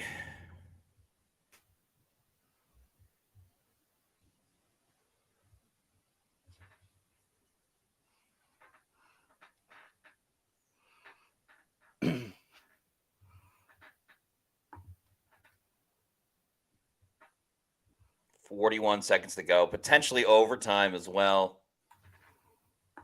By the way, $2 super chat from Kyle Driver. Thank you very much. Says 0-2 in overtime this year. Not sure I like the call. They were too far away to go for it. If it was at the 1 yard line, sure. But yeah, they were too far away. I am Mr. Go for it. And even I agreed with that kick call. With the flag? Yeah, I think someone went quickly. Josh Hayes, of course. Of course, Hayes. man. Oh, hold on for dear life, Bucs fans. Oh, it looks like there's an update on Zion, and considering he's not on the field, it's not a good one. Purdy to the outside, caught by Jennings. Wow, that was close. Let's see.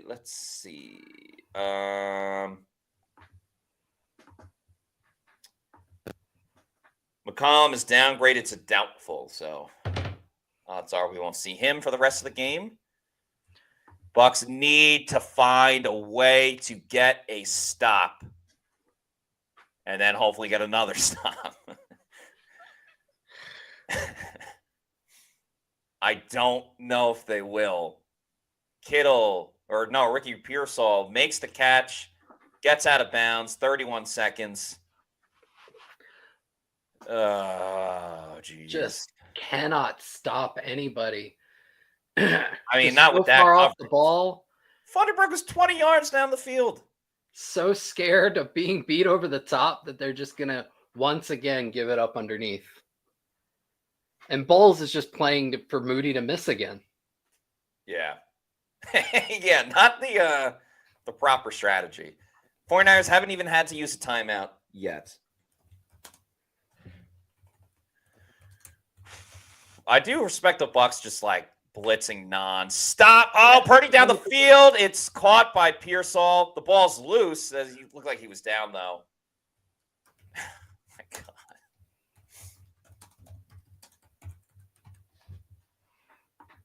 '49ers call timeout. Ah, man. Respect Izzy in fighting.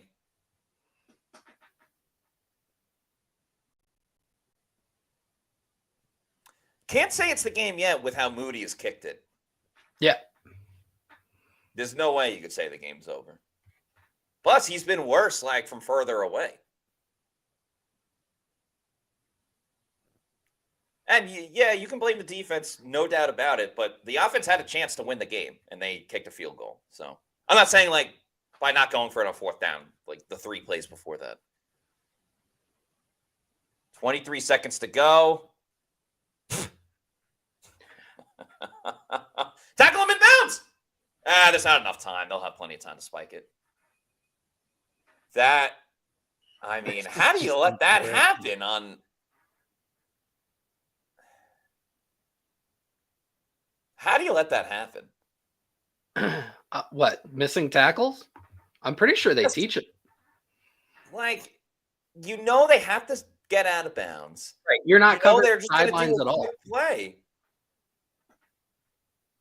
Oh my God! Now, if you're Todd Bowles, do you call a timeout and freeze the kicker? Freeze him? I would do anything to put Moody even more into his head.